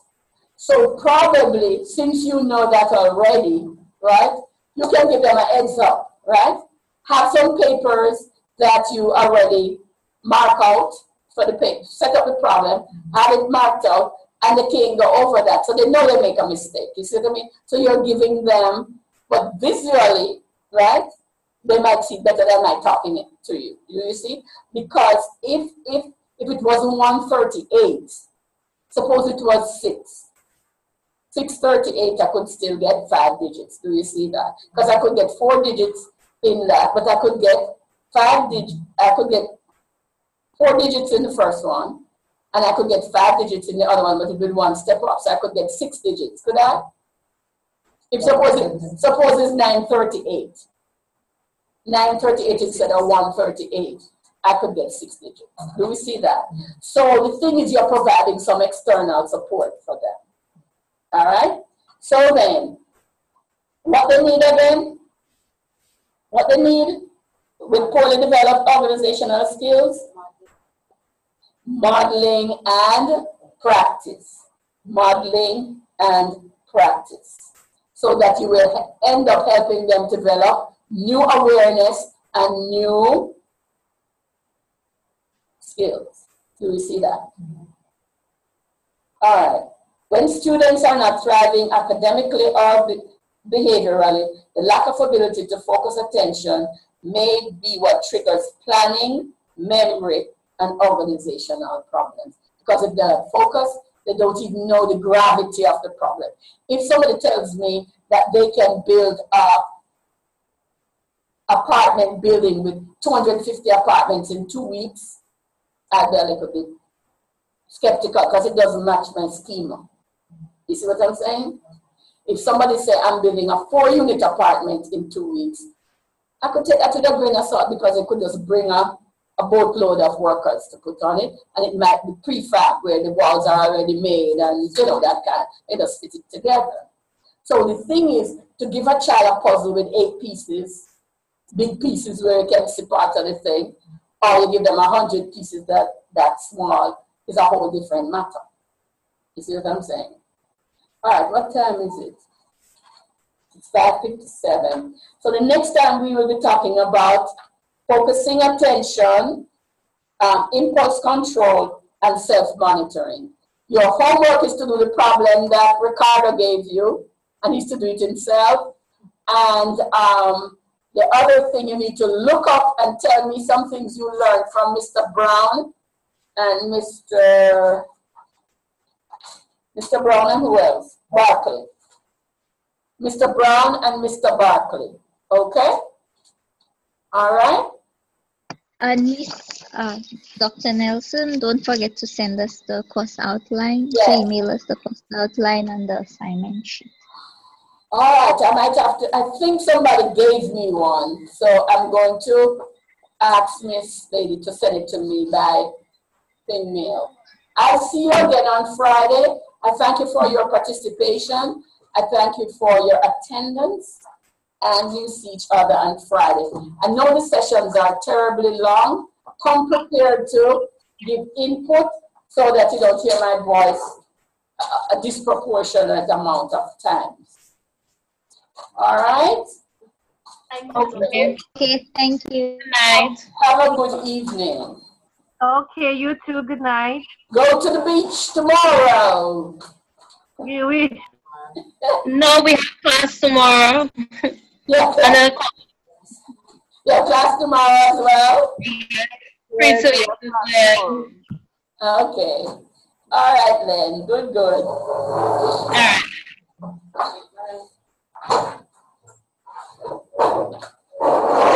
I'm to say end of session or end meeting.